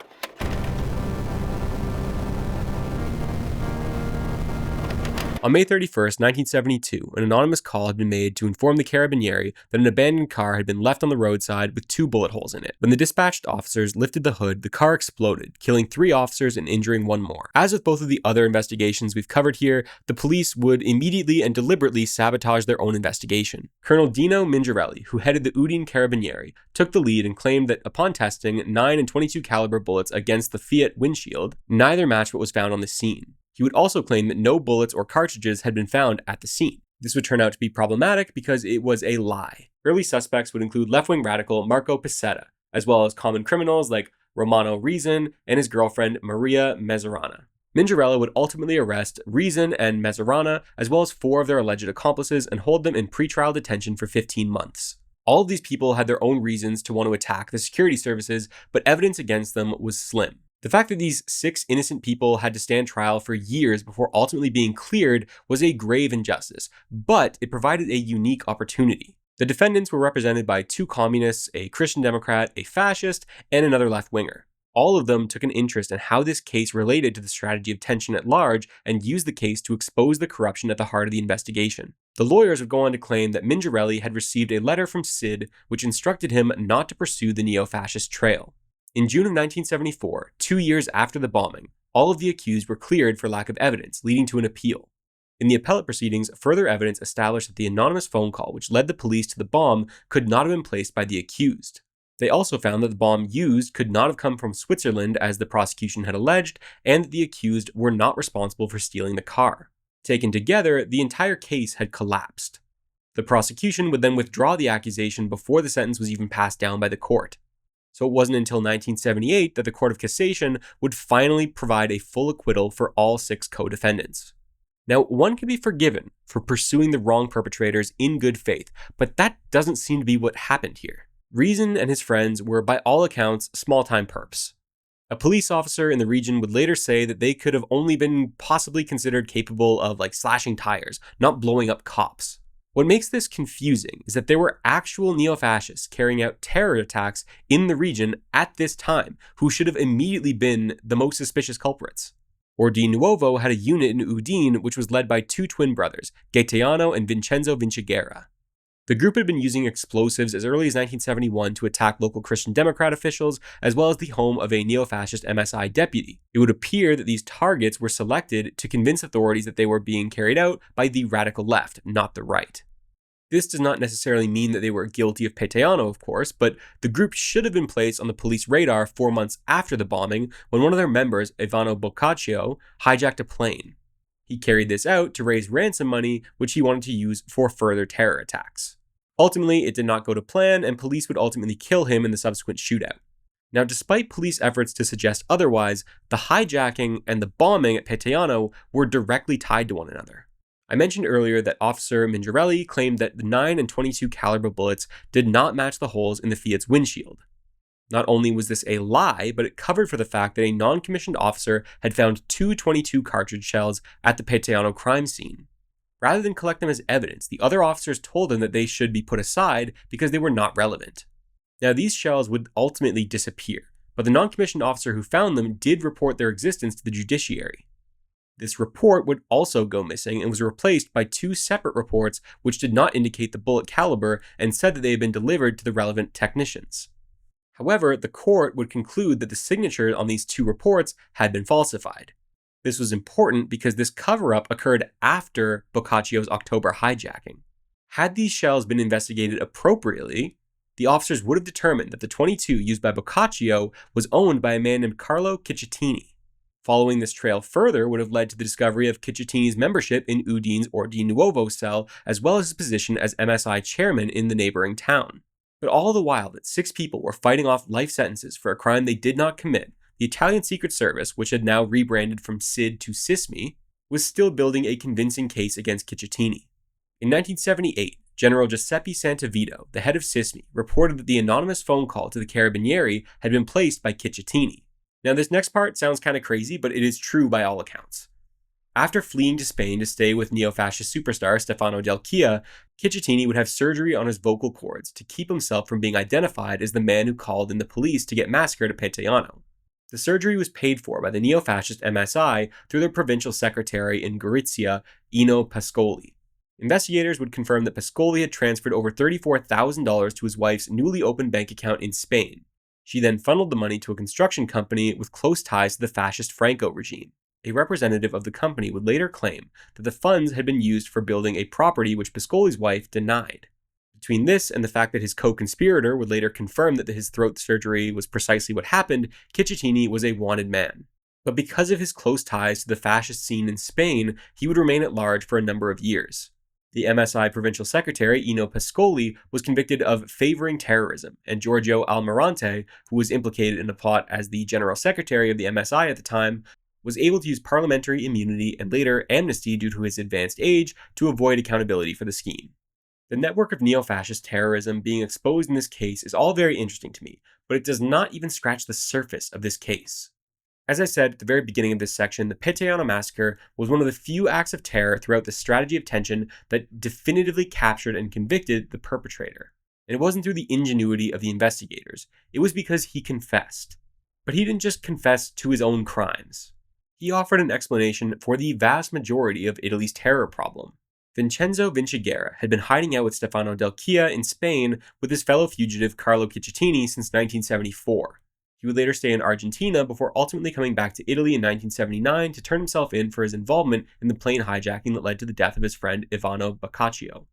He claimed that he did so because hiding out abroad compromised his identity as a radical revolutionary. In 1984, while in custody, he would admit to carrying out the Peteano massacre as well.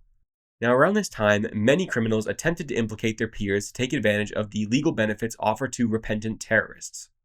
But this was not the case for Vinciguerra, because he did not claim any of these benefits and was by no means a repentant militant. In fact, he was the exact opposite. In confessing, he stated, "I take full, total, and complete responsibility for Peteano's attack, meant as a break with the strategy hitherto followed by movements that I consider right-wing revolutionary, and whose strategy was dictated instead by the domestic and international power centers running the state. The massacres had a clear political aim, to arouse, by means of the most savage provocations, an enraged popular reaction that would have justified repressive countermeasures. The ultimate purpose was to inspire the passage of the exceptional laws or an emergency act. In that way, those powers that feared a waning of their power would have been strengthened." Further, in 1990, he would tell The Guardian, "The terrorist line was followed by camouflaged people belonging to the state security apparatus, or those linked to the state apparatus through rapport or collaboration. I say that every single outrage that followed from 1969 fitted into a single organized matrix. Avanguardia Nazionale, like Ordine Nuovo, the main right-wing terrorist group active during the 70s, were being mobilized into battle as part of an anti-communist strategy originating not with organizations deviant from the institutions of power, but from within the state itself, and specifically from within the ambit of the state's relations within the Atlantic Alliance." And this is crazy.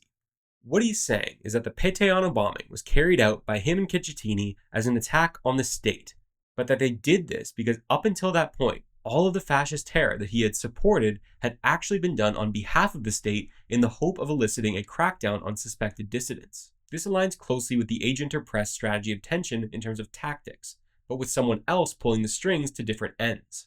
In this account, the neo-fascists were not spearheading a movement for the overthrow of the state, but rather were useful idiots who manufactured consent for authoritarian measures which would preserve the state. Vinciguerra said that although his bombing had been a legitimate attack on the government and existed outside of this strategy, he was still able to avoid capture because cover-up operations were not done through a top-down structure. Instead, they were carried out autonomously. When attacks like this happened, people like Mingerelli didn't protect the perpetrator specifically, they just sought to protect the strategy at large. If the plan was to raise fear and confusion, not catching the perps and allowing at least part of the population to point the finger at the left would work to great effect. In this case specifically, Vinciguerra said that the state knew that he and his peers were responsible as early as 1972. During subsequent depositions in 1987, it was revealed that far-right militants all over Italy knew immediately that Vinciguerra was responsible, including Pino Roti, the head of the neo-fascist MSI in parliament.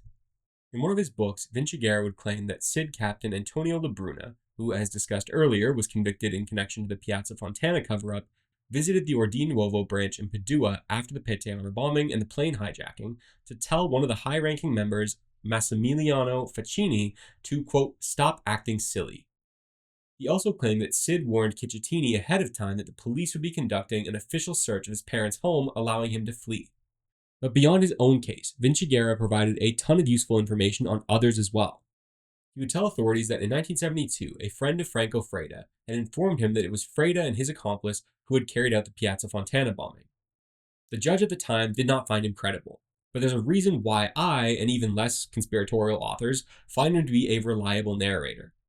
Vinciguerra was able to provide accurate details on how he and his accomplices carried out the Peteano bombing and the hijacking attacks, but more importantly, he ratted out a bunch of neo-fascists that he believed to be working for the secret services. This included Carlo Maria Maggi, Delfo Zorzi, Amos Spiazzi, and Franco Freda. If you'll recall, Freda was one of the prime suspects in the Piazza Fontana bombing alongside Guido Giannettini and Giovanni Ventura, who both claimed to be working for CID. After Freda beat his case, subsequent investigations would target Maggi and Zorzi, while Amos Spiazzi, on the other hand, had been a leading general in the failed Borghese coup. So Vinciguerra was claiming that everything we've been talking about so far was being carried out by the state for its own ends. This could easily be dismissed as conspiratorial speculation, until you get to Vinciguerra's true claim to fame, which can best be summarized by this quote. I asked Amato if it is known that in Italy that secret organizations exist, parallel to those of the armed forces but made up of civilians and military personnel for anti-Soviet purpose, capable of organizing a resistance in Italian territory in case of a military invasion on the part of the Red Army. He must respond, I cannot exclude its existence. In this manner, the very grave admission is verbalized that the Supercop of the Interior Ministry's intelligence service cannot exclude that in Italy a secret organization does exist, comprised of soldiers and civilians entrusted with military and political tasks, and possessing its own network of communication, of arms, of explosives, and men trained to use them. What he's saying here is that there existed a secret organization of civilian and military personnel all over Italy, and that almost no one knew about it, which is crazy. If this was true, its existence would be alarming all on its own, but it would be far more notable that a neo-fascist terrorist was fully aware of it when the public was not. And although Vinciguerra's outlandish claims of a secret military structure would not immediately make any waves in the Italian media, this became a huge deal when someone actually found it. Vinciguerra had not placed a name to this structure, but what he had described in almost exact terms was Operation Gladio.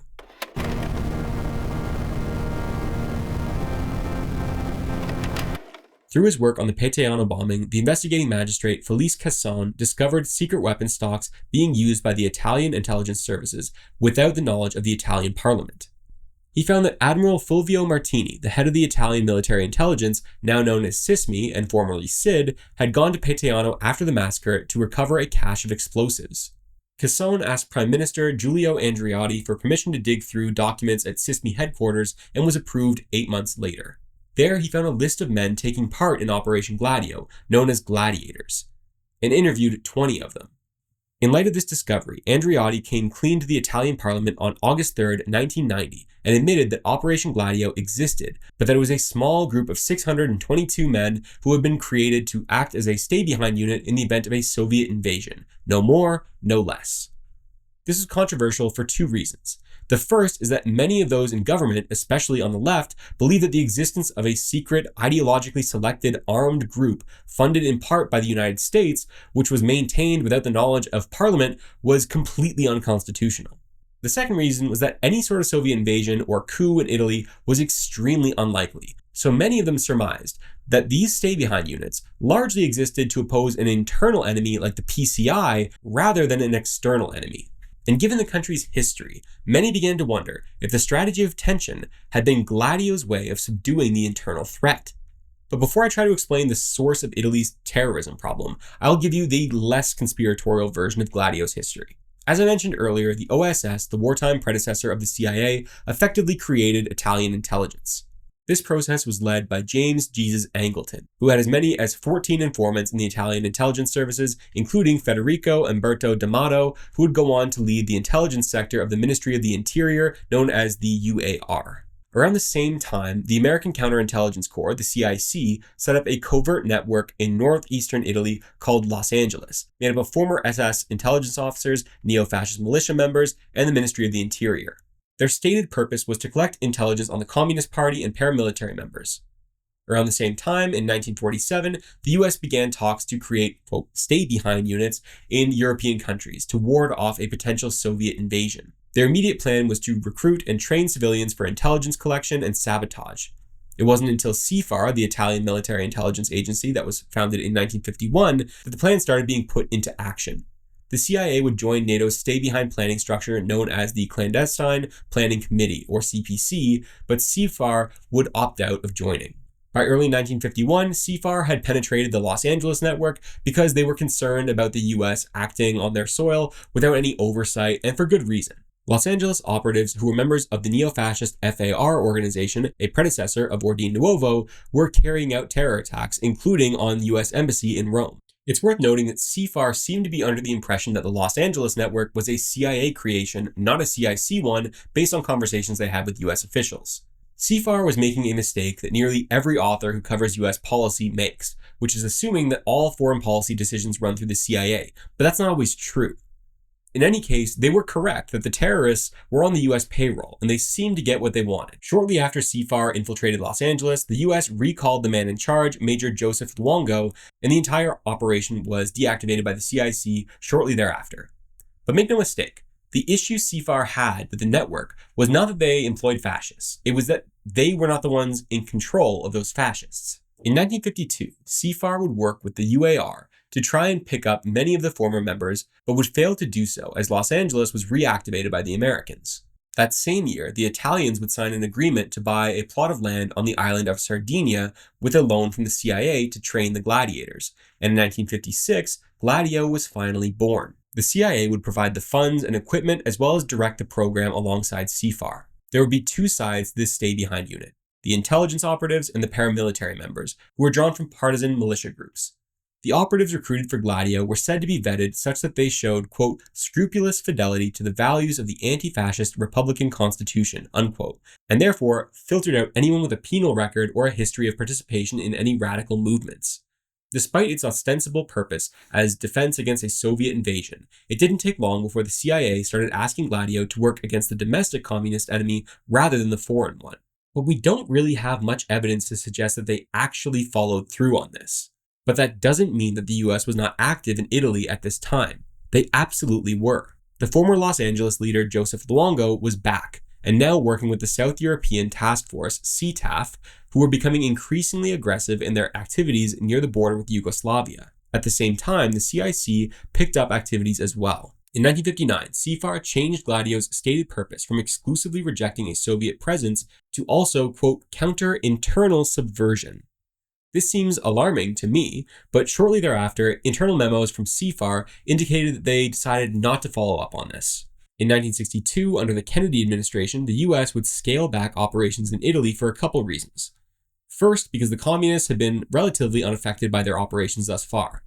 Second, because they thought the Italian centrists were generally just kind of freeloading off of them. And third, because the US was turning its attention towards Vietnam. By 1965, a CIA report indicated that the Americans started winding down their support for Gladio stay-behind units because they weren't generating any useful intelligence. When the hot autumn came around a few years later, internal memos suggested that the CIA was just not that pressed about it because the relationship between the PCI and the USSR had been frayed, and the communists were not able to take advantage of the popular discontent. Although the neo-fascist terror bombing started to kick off around this time, there doesn't appear to be any documentation suggesting that the stay-behinds were responsible for it, or that the CIA wanted them to carry them out. When Nixon came into office and got involved, it was largely to fund centrist political parties and anti-communist labor unions. The most suspicious activity the administration got up to that we know of was Ambassador Graham Martin providing $800,000 to Vito Miceli. If you recall from the Borghese coup, Miceli appeared to cover for the neo-fascists there and then joined the neo-fascist party in parliament afterwards. Sending him funds is controversial, but it doesn't necessarily tell us anything about his involvement in the terror, nor does it implicate the CIA or Gladio directly.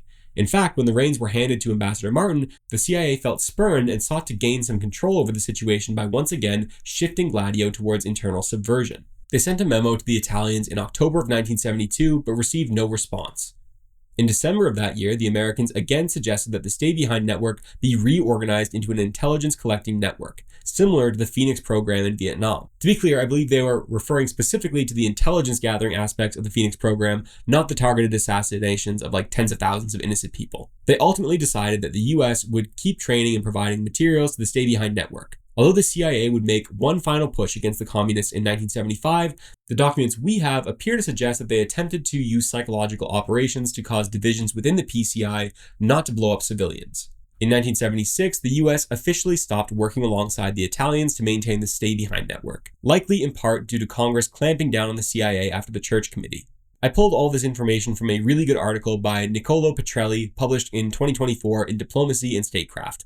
I think that he is absolutely correct that the internal memos and declassified documents do tell us that the CIA funded Stay Behind units, but did not carry out any domestic terror, plaguing Italy for decades. And in the years since, none of the over 600 gladiators have been convicted or even indicted for any of the hundreds of terror attacks carried out in Italy. I appreciate Petrelli for putting this together to correct a lot of the common misconceptions that swirl around on this case. But that doesn't mean that we're done here. By now, you should have noticed that keeping track of who is responsible for what is extremely difficult. I'm putting people's photos and logos on screen to try to help with this, but it's a lot. The people who work in these fields have the exact same problem, which is why it can be nearly impossible to try to make sense of what's going on here. But I want to make something clear here.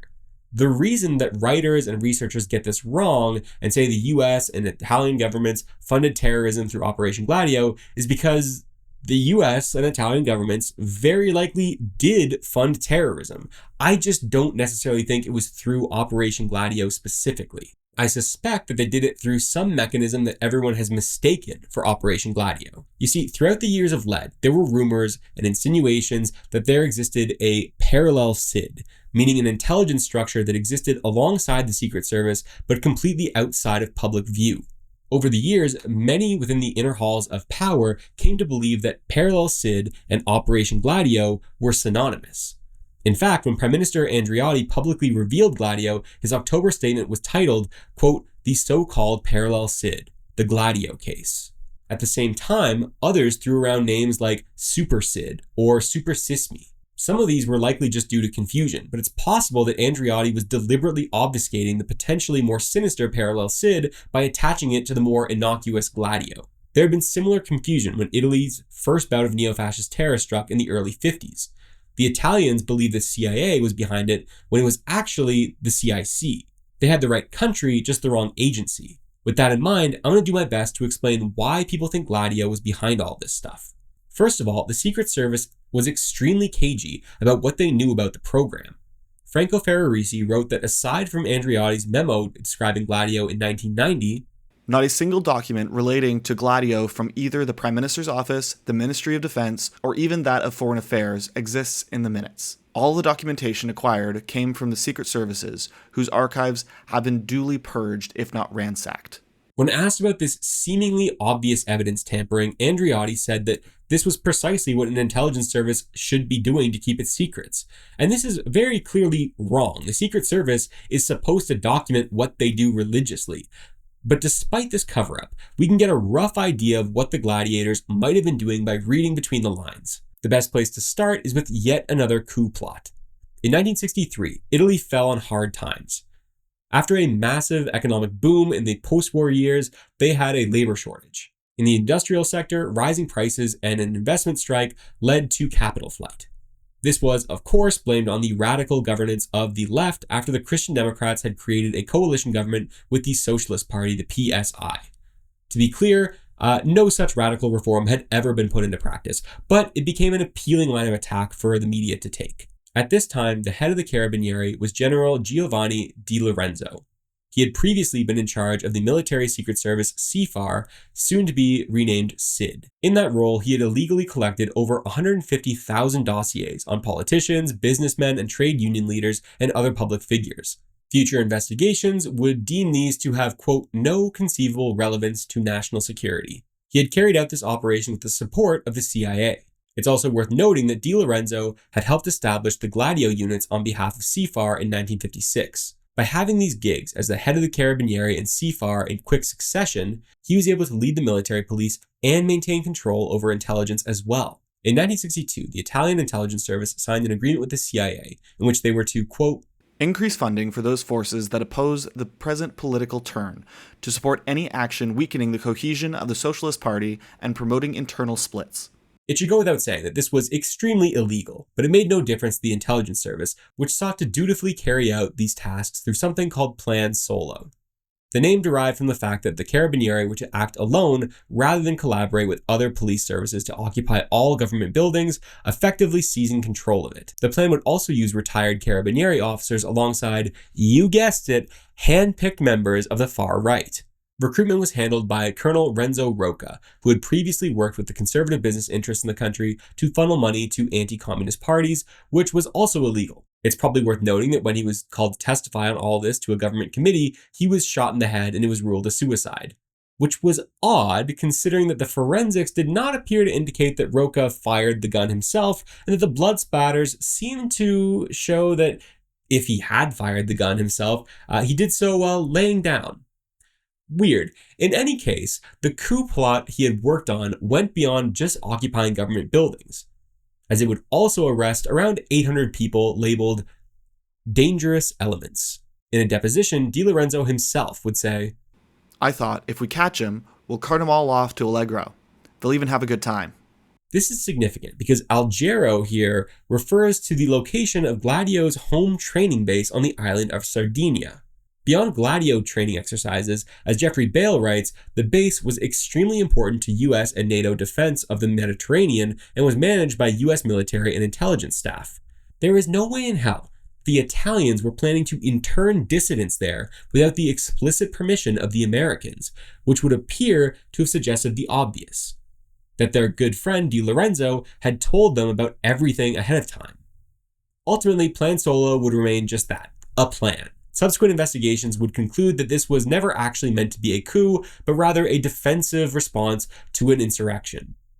If that were the case, it would seem odd that the Carabinieri planned to seize TV and radio stations, and even more strange that they planned to only seize newspapers which were sympathetic to the PCI. But this is not about Plan Solo. It's about the web tying Operation Gladio to the terror and coup plots at the time. On this note, it's also worth mentioning, again, that in 1976, an anonymous source told a journalist for L'Europeo that neo-fascist militia members from the Front National, Avanguardia Nazionale, and Ordine Nuovo, all of whom were implicated in the strategy of tension, were receiving training at the very same Sardinia base that Plan Solo planned to use to intern dissidents.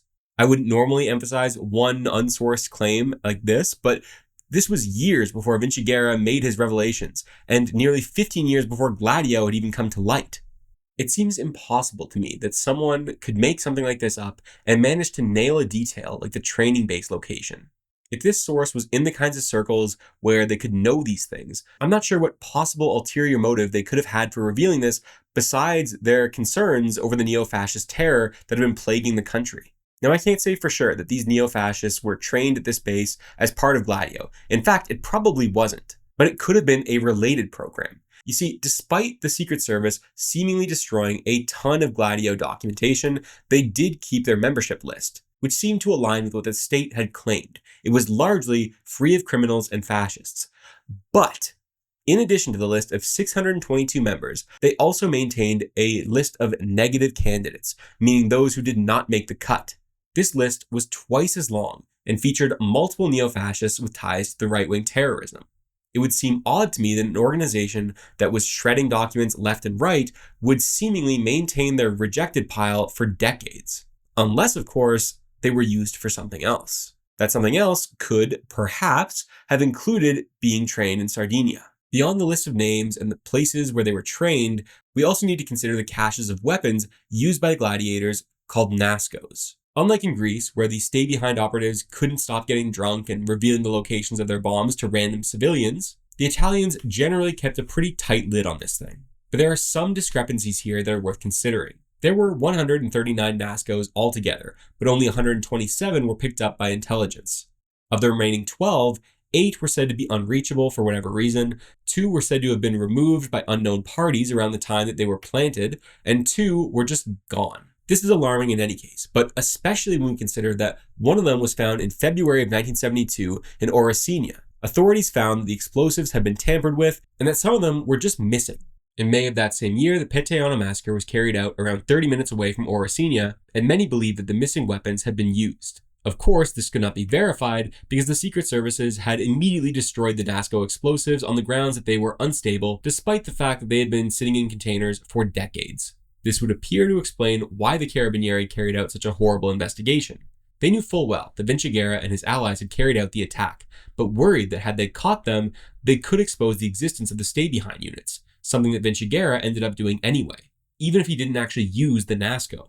Regardless of whether Vinciguerra was officially a gladiator or used their weapons, he was able to effectively describe a structure that closely resembled the stay-behind network. And when he insinuated that the network was also responsible for terrorism, the gladiators were listening. General Gerardo Serravalle was the head of the Italian stay-behind network from 1971 to 1974, and he has said two things that are extremely important to understand Gladio. The first is that the CIA came to him and said that they would be cutting off funds unless they pivoted their efforts away from foreign subversion to internal subversion. This gets a lot of play in the books covering this topic, but I don't think it tells us a whole lot. This conversation and similar ones just like it were covered in the version of Gladio's history I recounted earlier. And this, on its own, does not confirm that the stay-behind militants actually carried out anything. In fact, Serravalle's telling ends with him turning down the offer. I think this story is significant for the opposite reason that most people actually tell it. This tells me that when the US wanted internal subversion, they may have had to actually look elsewhere. And that's not just me saying that. This is exactly what Serravalle thinks too. In the BBC's documentary on Gladio, Serravalle claimed that when he heard Vinciguerra describe the stay-behinds, he used such specific terms that it could have come from the Prime Minister Andreotti himself. A few moments later, he tells the interviewer that they ran Gladio on a need-to-know basis, such that the gladiators themselves did not know about their links to NATO and other agencies.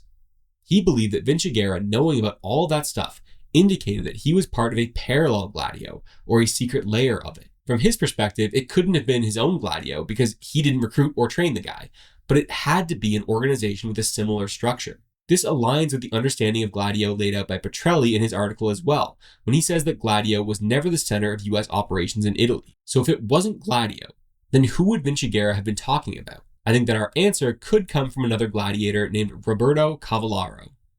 At the time that Gladio was revealed, the Washington Post reported that Cavallaro claimed that he had been recruited to Gladio after taking part in some protests against the Soviet Union. He was paid around the equivalent of $1,500 per month to be on standby. They also reported that in the event of a Soviet invasion, he would be called upon to wreak havoc and make the Soviets' lives miserable. Now, the Post doesn't quote him directly, but according to author William Bloom, Cavallaro described Gladio's actual purpose as to prepare groups which, in the event of an advance by the left-wing forces in our country, would fill the streets, creating a situation of such tension as to require military intervention. Now, there seems to be a key difference here. The Washington Post says that Cavallaro would be activated in the event of a Soviet invasion, while Bloom quotes him as saying that they were to be activated, quote, in the event of an advance of the left-wing forces in our country. Now, I read this to mean they were to act in opposition to domestic communists, not foreign ones. But reading that sentence, I couldn't help but think that this could be mistranslated, leading to some sort of confusion here. But the second part of Bloom's quote here, where he says that the goal of the disorder would be to bring about a military intervention, I don't think this makes any sense when talking about a Soviet occupation. The occupation is a military intervention. Presumably, the Italian military is actively fighting them in this scenario. This quote only makes sense to me in the context of the strategy of tension, that this disorder was to be carried out in response to the gains of the PCI or other left-wing groups, and that the military intervention was intended to be that of the Italian armed forces against the people of Italy. Cavallaro claimed that he would go on to leave the organization in 1973 when his fellow gladiators were planning to murder 2 former communists, though the plot was later abandoned. This would appear to suggest that either the group was permitted to act beyond its official mandate of responding to Soviet aggression, or many of its members went rogue. I can't say for sure which one it was, but Cavallaro had more to say that I think sheds further light on the broader conspiracy here. All the way back in 1974, Cavallaro testified that there existed a top-secret organization parallel to the Italian Secret Service SID, which he called Organizzazione X. He said that it was made up of high-ranking intelligence officials from both Italy and America, and that it emerged after Di Lorenzo's plan solo was aborted. According to Jeffrey Bale, he claimed this top-secret structure manipulated, financed, and directed terrorist groups via intermediaries to undertake a strategy of destabilization. The goal, of course, was to provoke the security forces into activating emergency contingency plans designed to re-establish order. Cavallaro added that the organization aimed to alter the management of power in Italy, that NATO supported such an action, that the armed forces had been placed on high alert, and that the US officials had taken part in operational meetings. One of the individuals he named as part of this conspiracy was Amos Spiazzi, an intelligence officer and leading general in the Borghese coup. A judge would later order his arrest, and once in custody, Spiazzi, who conceded that Cavallaro's testimony was largely accurate, specifically admitted that the organization he described was not part of SID, but according to Bale, quote, largely coincided with it. The existence of this Organization X, or Parallel SID, or whatever one wanted to call it, was nearly confirmed by Vito Miceli, the head of SID, who attempted to cover up the Borghese coup. When a judge asked him about Parallel SID, he testified that he asked to be, quote, released from the bonds of secrecy, but up until now, I have not received the authorization. The prime minister at the time, Aldo Moro, who would later go on to be kidnapped and murdered by the communist Red Brigades, which many believe to be yet another false flag as part of the strategy of tension, would refuse to permit Miceli to share the details of the organization that he claimed to know nothing about. Why exactly Moro refused to let Miceli disclose information about an organization that he didn't know about, or that was being accused of subverting Italy's democracy, was left unclear. So Miceli could not outright confirm the existence of all this stuff, but I think that the testimony of Cavallaro and Spiazzi aligns with what we know about US involvement here. Because we do know that the US was funneling money to fascists in Italy long before the strategy of tension really kicked off in the late 60s. Even before Gladio had formed, the CIC had created the Los Angeles network in Italy, which featured many wartime fascists and other neo-fascist militants. They would continue to work with these groups even after they carried out terror attacks. But in 1955, members of the CIC were assigned to the South European Task Force, CTAF. 2 years later, the creator of the Los Angeles network, Joseph Luongo, was working with them on intelligence operations. When the hot autumn rolled around, Di Nuovo, which was an offshoot from the FAR, which Los Angeles had recruited from, immediately began implementing their strategy of tension. It is almost inconceivable to me that CTAF would not have known what Di Nuovo was doing, because they had penetrated the organization so deeply. But not only did they not stop them from carrying out their bombing campaigns, Petrelli writes that the US military intelligence actually appears to have controlled Di Nuovo and provided logistical support to them. Through their ties to these neo-fascist militants, they were able to get advanced knowledge of the attacks and in some cases even reduce the weight of the bombs being used, seemingly in an effort to reduce casualties. And this is why it would be so hard to pin all of this on the CIA through Gladio, because it would appear as though it was a different intelligence service that was actually pulling the strings. And you know what? This kind of subversive behavior on the part of the Americans could make sense if CTAF and whoever else had intel on these neo-fascist groups had used this penetration to eventually carry out some massive intelligence gathering operation, ultimately leading to the mass arrest of all the neo-fascists carrying out the strategy of tension. But it didn't. Thousands of terror attacks were carried out, hundreds of people were killed, and virtually no one was ever convicted for it. Which brings us to the last piece of the puzzle. If there was an elite cabal in Italy which was working in tandem with Western elements to subvert Italy's democracy, who were these people, and how did this thing actually work?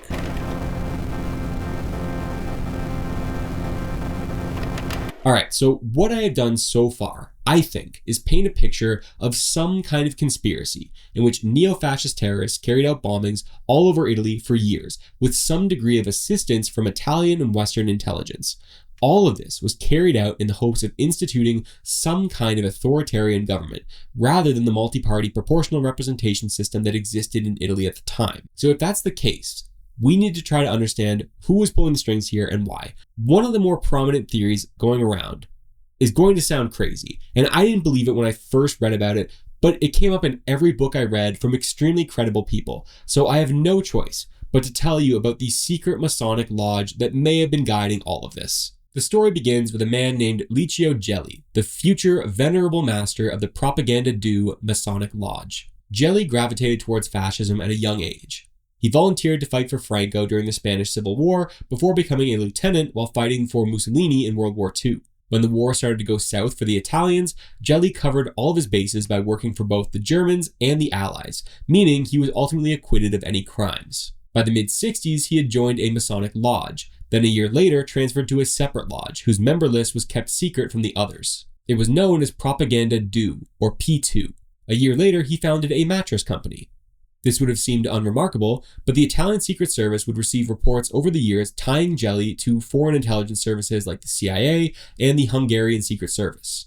He would quickly rise through the ranks of P2, becoming organizational secretary in 1971. This ruffled a lot of feathers because up until then, the lodge had been liberal, and here they were appointing a former enthusiastic fascist to run their operations. Other members accused Jelly of attempting to organize a coup and promote a dictatorial form of government in Italy. Despite those controversies, he became the venerable master of P2 in 1975. Over the years, he had cultivated close ties with leaders of the Christian Democratic Party like Giulio Andreotti, as well as international ties through which he became honorary consul of Argentina. He would even attend Reagan's inauguration in 1981. It was a pretty incredible trajectory for someone who was, as far as most people knew, a mattress salesman. But this all starts to make sense when we consider the position of many P2 members who answered to him.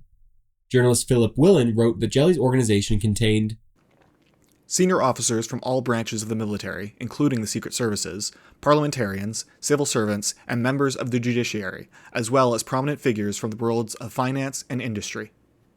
This membership featured some familiar names, including Vito Miceli, the man who covered up the Borghese coup, as well as General Maletti and Captain Lebruna, who covered up the Piazza Fontana bombing, among others. Now perhaps one could hand-wave this all away as a coincidence. These guys were all just part of the same secret society, but it was all just networking. The Masonic Lodge was just a precursor to LinkedIn. Sure, whatever, maybe. There was one other notable figure from the Piazza Fontana saga on the P2 membership list that really stood out to me. Remember Marco Pozzan, the janitor who testified against the perpetrators of the Piazza Fontana bombing, including Pino Roti, the head of the fascist party in parliament, before Maletti and Lebruna whisked him away to Spain so he didn't have to testify in court? Pozzan would be a very strange name to be found on the P2 membership list, given that he was a janitor. And indeed, his name was not on the list. But it did feature the name Mario Zanella, which happened to be the name featured on the false passport that the SID agents provided to him when they helped him flee Italy, which could have been a coincidence, but the authorities were never able to find another person with that name. Weird, right? Subsequent reports would also tie Borghese's sidekick in the National Front, Remo Orlandini, to the organization, though his name was not featured on the list of 950 members found by the authorities. Beyond just getting invites to high-class parties, these connections allowed Jelly to obtain top-secret documents from the likes of General Giovanni Alavina, the former director of CFAR, the Italian intelligence service. When the lodge was exposed, the authorities deemed it to be an illegal secret society, and a parliamentary commission was called to investigate it. What they concluded was that Jelly was part of a massive conspiracy. They suggested that P2 had played some kind of role in the strategy of tension through Jelly's ties with the secret services, but did not go as far as saying that he had tried to overthrow the Italian political system. What they did say was that P2 had been manipulating the far right as a means to stabilize the existing system. As laid out in the report, Jelly's relationship with the domestic secret security service was clear-cut.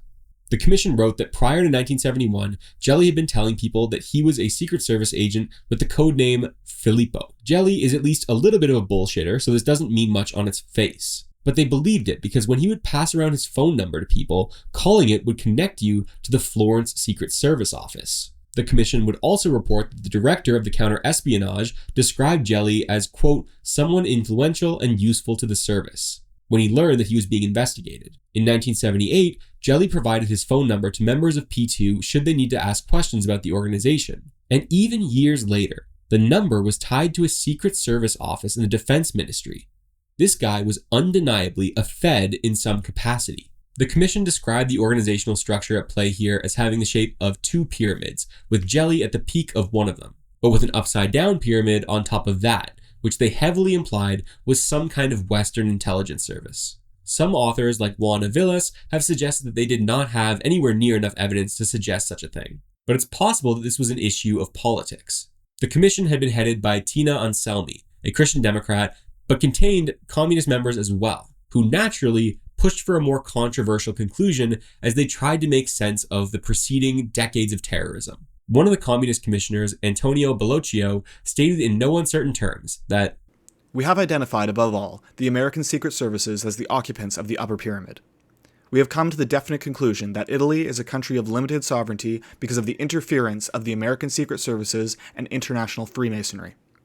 If the majority of the Commission had been prepared to follow us in this analysis, they would have had to admit they were puppets of the United States of America, and they don't intend to admit that ever."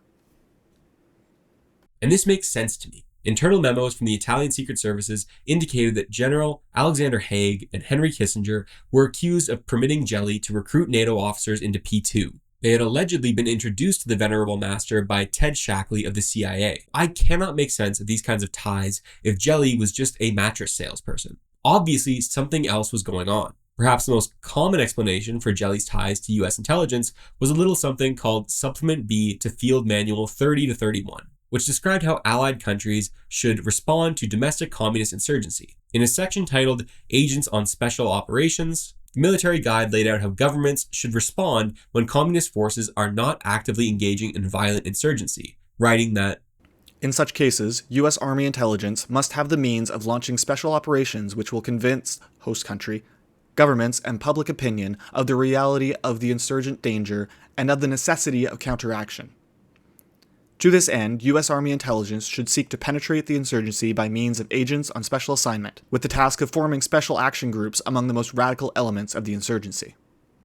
When the kind of situation envisaged above arises, these groups, acting under U.S. Army intelligence control, should be used to launch violent or non-violent actions according to the nature of the case."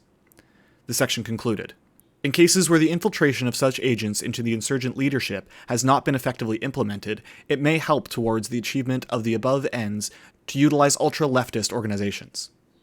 After P2 was exposed, Gelli and his family attempted to flee the country. When they were stopped at the airport, the field manual supplement was found in the false bottom of Gelli's daughter's suitcase. Many years later, Gelli would tell the BBC that the manual had been provided to him by the CIA. In the years since, many have pointed to its legitimacy by touting the words of former head of the CIA's Directorate of Intelligence, Ray Klein, who said that he had no reason to doubt the document's authenticity. To these people, this is the smoking gun for theorizing around what happened with Gladio. The manual appeared to be what tied US intelligence to Gelli, and Gelli to the strategy of tension. Personally, I'm not entirely sold on this thing. Gelli's entire brand was exaggerating his influence, and I wouldn't be surprised if he had some ties to US intelligence that persisted after his initial tenure. But I don't really see why the CIA would need to share this document with him, given that he was an influence peddler and not a terrorist. As for Ray Klein, he tells the BBC directly that he's never actually seen the document, just that its contents don't seem out of place to him, which suggests to me that what was described here is not out of the ordinary for US military intelligence, but that Klein really can't speak all that definitively on this thing. The case for the inauthenticity of this document was actually made prior to it being found on Gelli. This document had been circulating in a number of different places, like Turkey as early as 1974 and Bangkok in 1976. It would make the rounds elsewhere before the US House of Representatives Permanent Select Committee on Intelligence denounced it as a Soviet forgery in February of 1980. Now, I don't necessarily take them at their word here. Of course they would lie about this shit, but there's plenty of instances of this sort of behavior being definitively exposed. For example, you can find reports where the CIA takes responsibility for the overthrow of the Guatemalan government and planning a bunch of assassinations afterwards. One could credibly argue that Italy is different, though. Killing people in Guatemala or Vietnam is one thing, but Italy is a first world NATO country. Meddling in their politics is a far greater scandal. But again, this thing was found in other countries prior to Italy. I imagine if the CIA was really behind this thing, they would have never acknowledged it. But that's not to say I think it's 100% fake either. Hell, maybe it was a forgery, but the CIA just started using it anyway. Or perhaps more likely, Gelli came across this thing through some other means and used it to give himself some more credibility when recruiting more SID agents to this secret society of his. Or those agents used it to get neo-fascists on board with the strategy of tension. We don't really know anything about where this thing came from or who was using it to what ends. Whether it was real or fake, and I lean towards it being fake, I don't think this thing makes or breaks the case for the existence of the broader strategy of tension. So to close this out, I want to try to make that case. I've introduced something like 100 characters over the course of this video, and it feels like half of them are named Guido. So I want to go back to the beginning and force my editors to make the most convoluted corkboard visual of all time to try and show you what the strategy of tension was in Italy and what role everyone played in it.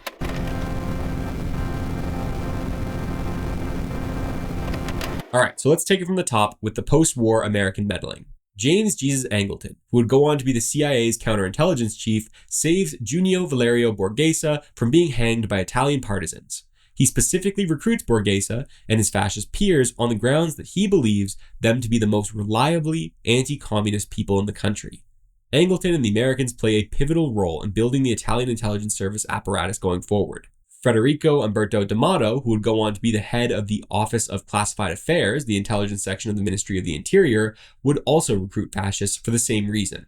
On a broader level, we see the general trend among US government agencies. Throughout the post-war period, the State Department weaponized Marshall Plan funds to turn the electoral tide against the Italian left. The CIA carries out a campaign of psychological operations to undermine communist influence in Italian society. They also work to create stay-behind units alongside the Italian intelligence services and NATO. This is Operation Gladio. Giovanni Di Lorenzo, the former head of the Carabinieri military police and CFAR, helped to set up the Gladio stay-behind units. In 1964, when he put together his planned solo coup plot, he intended to utilize neo-fascist elements to intern hundreds of leftists at the Gladio training facility in Sardinia, which was also used by NATO and the CIA. Former gladiators Gerardo Saraval and Roberto Cavallaro suggest that either Gladio itself, or more likely something adjacent to it like Parallel Cid, played some kind of role in the years of lead. Beyond the Gladio structure itself, the American Counterintelligence Corps and Joseph Luongo specifically set up the Los Angeles network in Italy, recruiting fascists, including some who would go on to be members of Ordine Nuovo. Some of these assets would go on to carry out terror bombings, allegedly with US knowledge, or perhaps even permission depending on who you ask. Operating beside or even perhaps in tandem with these US efforts was the Portuguese Agente Press. The AP was influenced by the rabid anti-communists who emerged from the French OAS in Algeria.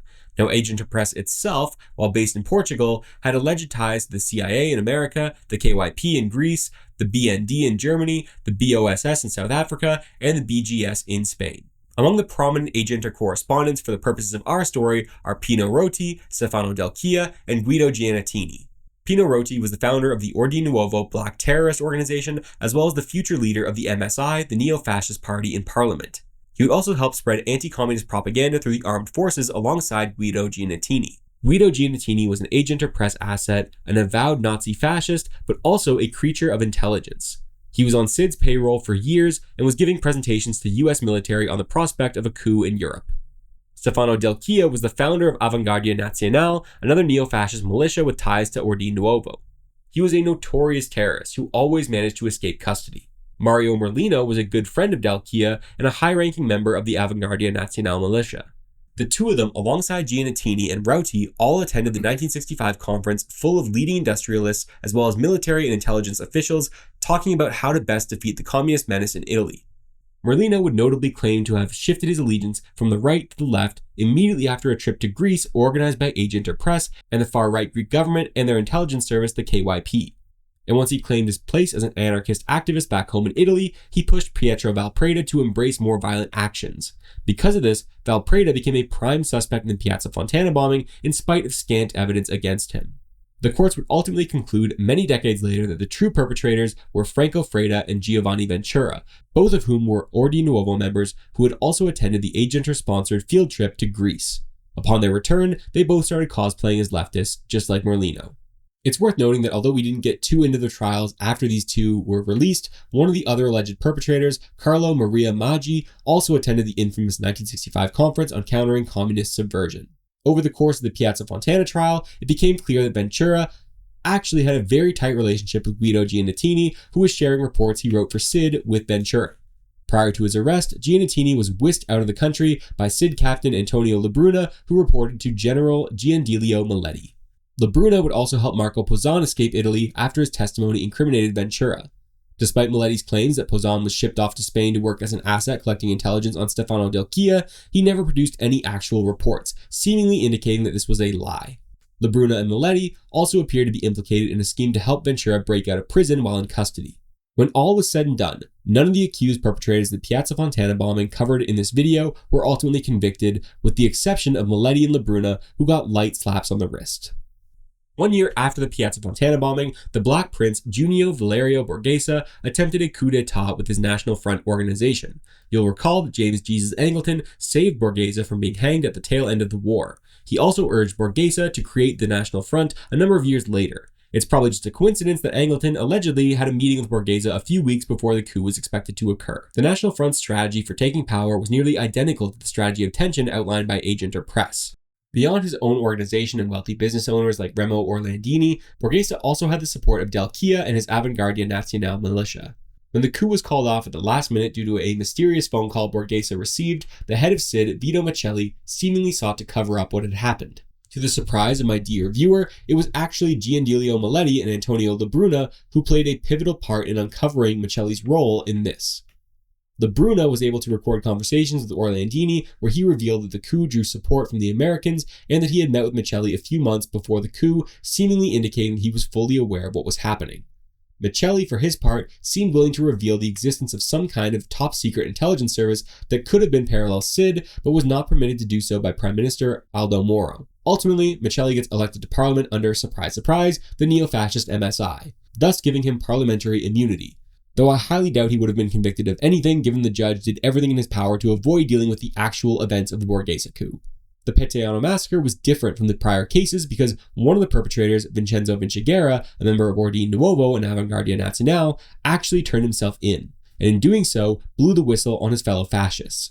He specifically named Franco Freda, the confirmed Piazza Fontana perpetrator, as a Secret Service agent, as well as his suspected collaborator, Carlo Maria Maggi and Delfo Zorzi. He would also name Amos Spiazzi, who was also part of the Borghese coup. Beyond this, Vinciguerra revealed the existence of Operation Gladio years before it became public knowledge. This prompted the Gladio general, Gerardo Serraval, to claim that Vinciguerra must have known about a parallel program because he knew more than what the average participant would have. Fellow gladiator Roberto Cavallaro also suggested that there was some kind of connection between Gladio and something he called Organization X, which others like Amos Spiazzi appeared to call parallel CID. Regardless of what exactly this was, it appeared to be more or less what people are talking about when they talk about Gladio. Beyond these structures, which exist directly within the intelligence milieu, one also has to consider the infamous P2, the secret Masonic lodge led by Licio Gelli, who had a direct line to the Italian government. Literally, he had a phone line that you could call in the government. Everyone who was anyone was part of P2. This included every single head of the secret services, including Vito Miceli, as well as Gianilio Miletti and Antonio Labruna. Other familiar names included Federico Umberto D'Amato, a high-ranking member of the Ministry of the Interior, but also guys like Stefano Del Chia, the notorious fascist terrorist. Gelli himself would insinuate that he worked alongside US intelligence in some capacity and claimed that the CIA gave him the potentially phony field manual he was found with, but he certainly appeared to have some relationship here, given that he was invited to Reagan's inauguration. What the fuck, right? This is confusing already, and I can't stress enough that I cut out a lot of stuff just to try to simplify things and keep this under 4 hours. I didn't get into the fact that at one point during the years of lead, a supposed anarchist bombed the Milan police station, only for it to come out that he was friends with a ton of fascists and that he had been a CID asset for years. Eventually, a CID general was forced to flee the country and hide out in South Africa to avoid persecution because of what he had done to cover up this whole thing. That general's name was Gianilio Miletti. I also didn't get into the Rosa de Venti group, which was a shadowy anti-communist conspiracy that aligned with the Plan Solo coup and parallel CID and all that stuff. There's enough secret societies in this video already as is. I can't possibly include every alleged conspirator here, so I've settled for the somewhat vague parallel CID and P2 combo to kind of encompass all of this stuff. But with the pieces that we do have, I think we can sketch the best possible approximation of what went down here. I think that Vinciguerra's description of events is largely an accurate one. I believe that the US set up Italy's intelligence services after the war in such a way that they saw communism as public enemy number one. When it became clear that the Soviets would never invade, their sights were set fully on the communists at home, with their greatest threat being the PCI. As James Angleton had showed them, their most reliable ally in the fight against communism was the fascists. And those fascists were well organized with a very clear idea of what they wanted to do to stop communism. All the way from Agent or Press to Ordine Nuovo, Avanguardia Nazionale to the National Front, the far right believed in carrying out a strategy of tension through which they would carry out terror attacks and force the government to declare martial law to the detriment of the communists. And as Vinciguerra laid out, the fascists felt comfortable carrying out this strategy because they knew they were backed by the intelligence community at home and abroad. But what I would suggest is that these intelligence agencies were not pursuing the same ends as the neo-fascists, but rather they were taking advantage of them and manipulating them towards their own ends. This became clear to me when looking into the Borghese coup, but more specifically the role that Giandiglio Maletti and Antonio Labruna had played in exposing it. If all of this, the terror attacks and the coup plots, had been carried out to institute fascism, the Maletti and Labruna, who were very much implicated in the Piazza Fontana cover-up, would have surely helped Miceli to cover up the failed Borghese coup.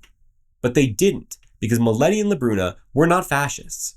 On both the Piazza Fontana and Borghese cases, Maletti and Labruna were doing their jobs as operatives of CID and perhaps as members of P2. The Italian state, alongside American intelligence, did not foment neo-fascist terror in order to tear down the state. They did it to preserve the state. Italian philosophy professor Emanuele Severino would write that terrorism does not unleash a destructive power capable of overthrowing our social system, but enough to maintain it under constant pressure. He asserted that because terrorism pushed people to favor security over the unpredictable, the Communist Party was severely impacted by these near-constant attacks. He described the strategy as destabilizing in order to stabilize. This makes a lot of sense to me. The neo-fascists at Piazza Fontana, as well as those backing Borghese, were true believers, trying to usher in a new fascist Italy. But the Italian state did not support their final goals. They manipulated them towards what they wanted. The Piazza Fontana case is pretty straightforward. They tried to pin the bombing on the anarchists to marginalize the left, but the Borghese coup can be harder to square. Professor Jeffrey Bale wrote that there were two theories on the state's manipulation of the Borghese National Front. The first theory is that the coup was meant to antagonize the left into meeting them in the streets and getting too excited, allowing the military and the police to claim they were staging an insurrection of their own to forcefully crack down on them, even if the left did not carry out their own side of things. The other theory, which I find even more plausible, was the anti-extremist angle. In this version of events, the security apparatus would crack down on both the right and the left in order to strengthen the political establishment, that being the Christian Democrats and other moderate parties. Bale describes the people behind this plot as presidentialists, people who believed that the existing order in Italy was too corrupt and inefficient, and instead sought to rewrite the constitution such that parliament would be weakened in favor of the president. They would do away with pesky democratic features like proportional representation and instead switch to a two-party system like the one that America has. The other group pulling the strings were the establishment figures in the Christian Democratic Party who wanted more of the same, and sought to use these terror plots to maintain the status quo. Bale describes the presidentialists as being anti-leftist, while the establishment actors were anti-extremist, meaning that both the communists and the fascists needed to be suppressed. It is with this context that we can try to make sense of Sid's behavior here. Perhaps Vito Miceli didn't play ball because he had fascist sympathies with Borghese, while Maletti and Labruna saw the vision either to maintain the system or shift it to a presidentialist one.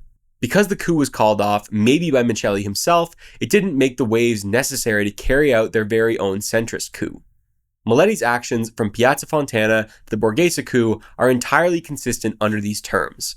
This would also explain why he would want to cover for a CID informant posing as an anarchist bombing a police station as well. I'll talk about that incident on our Patreon at some point. We'd be here all day if I had to go through it here. In both that instance and the Piazza Fontana bombing, Maletti did his best to cover up the state's ties to neo-fascist terror to protect their legitimacy. He then attempted to leverage the fear that stemmed from the terror when the Borghese coup provided them an opportunity. They would be able to say to the public, look at all this left-wing terrorism and look at all this right-wing coup plotting going on. Enough is enough. It's time to crack down on the dissidents. For what it's worth, when Maletti returned to Italy from South Africa in 2001 to testify at a trial related to the Piazza Fontana bombing, he would state that the CIA had fomented the right-wing terror that plagued Italy during the years of lead. It's possible that he name drops the CIA here because they were directly involved, which is certainly possible, or because of the common misconception that all US intelligence operations run through them, or simply to obfuscate the role of the Italian secret services as they were equally guilty, if not more so. It's impossible to say exactly what the organizational structure here was for this operation, but all of these groups are implicated here. It's barely even a secret. When questioned as part of the Piazza Fontana investigation, former Christian Democratic Interior Minister Paolo Emilio Taviani claimed that CID had nearly sent a senior officer from Rome to Milan to stop the attack, but then changed their minds and sent a Padua officer to blame the attack on the anarchists. A few years later, he would tell an interviewer that he didn't believe the CIA had organized the Piazza Fontana bombing, but that he was certain they provided the materials for it and disrupted the investigation. So then we're left with explaining how the Peteano massacre fits into all of this conspiracy stuff. In contrast to the other two incidents covered in this video, the Peteano massacre was likely covered up because the investigators believed the weapons used in the attack could have come from a Gladio Nasco, something that has never been confirmed due to the destruction of the evidence. Given that Vinci Guerra has consistently held that he carried out the attack to retaliate against the far right working alongside the security services, it's possible that the exposure of Gladio and similar structures was exactly what he intended here. Despite not quite fitting the same through line as Piazza Fontana and the Borghese coup, it was still tangentially related. Beyond the direct police cover-up, Captain Labruna appeared once again to be implicated, as Vinci Guerra claimed that he spoke directly to Ordine Nuovo shortly after the attack, telling them to knock it off. While it's possible that these cover-ups were carried out autonomously as Vinci Guerra claimed, it's hard to completely rule out P2 as the puppet masters of this operation. Through the testimony provided by Vinci Guerra, we can also stitch together the relationship between the secret services and the neo-fascist terrorists running around Italy. I am skeptical this was a Gladio operation specifically, but I think these programs were cousins of some kind. Between Vinci Guerra's intimate knowledge of Gladio, the reports of training neo-fascists, and the planned internment of left-wing dissidents at the Gladio training base in Sardinia, I think there's good reason to believe that there is some kind of joint operation here between the political establishment within Italy and that of Western nations based on the testimony of neo-fascists like Vinci Guerra, Amos Spiazzi, as well as Christian Democrats in parliament like Taviani. This is a crazy story, and I hope that I did it justice, even though I had to cut out a lot of stuff. But to close this out, I want to try to explain why all of this matters to you today.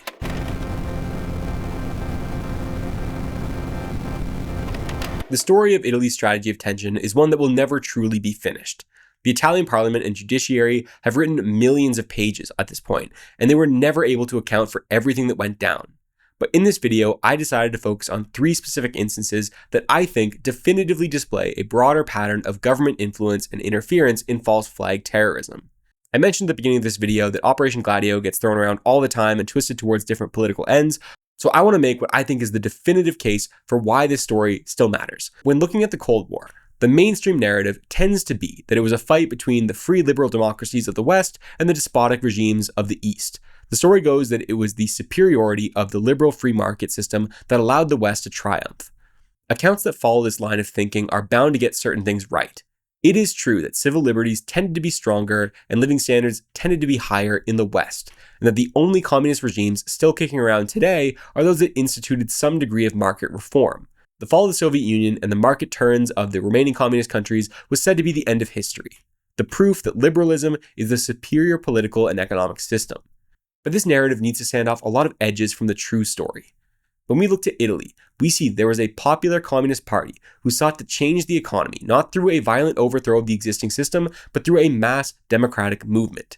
They acquiesced to many of the demands of America, they distanced themselves from the Soviet Union, they ran candidates in elections, and outside of fringe groups disavowed by the PCI, they abstained from violence. The communist officials who succeeded in holding public office at the local level, such as those in the city of Bologna, consistently won landslide elections in a country that was rife with corruption. Where they held power, they managed the relationship between capital and labor, provided cheap public transportation, and built massive amounts of public social housing relative to their peers. Now, was this communism? Not by any reasonable definition, but they did put into practice the ideals of progressive democracy put forth by their General Secretary Togliatti. You didn't need to share their politics. I'm not trying to convert you into a PCI supporter. The party doesn't even exist anymore. But you should sympathize with their plight here. They did everything the capitalist West could have asked of them. They played by our rules, and for that, they got absolutely screwed. Their own government collaborated with foreign powers to foment terrorism and blamed them for it to keep them from power. The result was that the PCI continually shifted to the right over the years to try and appease the powers that be, only to ultimately ditch communism altogether and become a regular social democratic party. The Christian Democrats would eventually collapse amidst all the scandals that came their way. Fast forward to the modern day, and the current Prime Minister of Italy, Giorgia Meloni, is the leader of a party which is a direct spin-off of the neo-fascist MSI we talked about in this video. They played the long game, and with the support of Western intelligence, they won.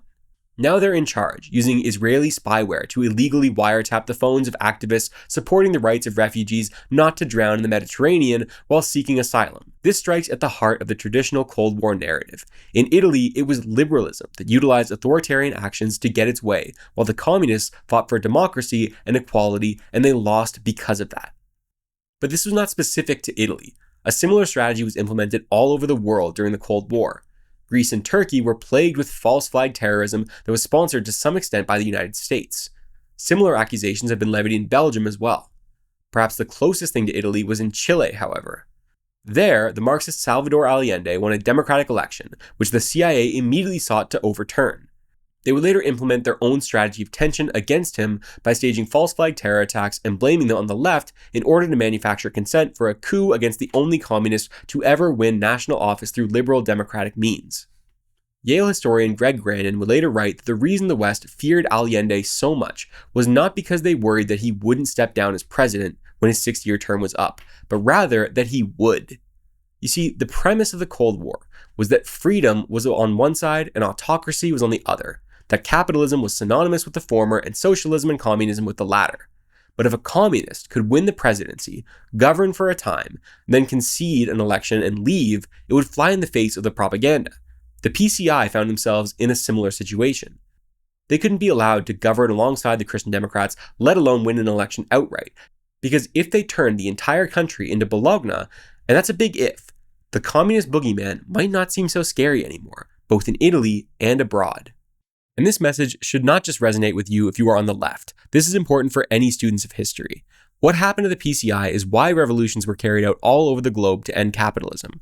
Revolutionaries from Cuba to Vietnam believed that the US would never allow them to achieve power democratically. And whether you like it or not, it appears that they were right.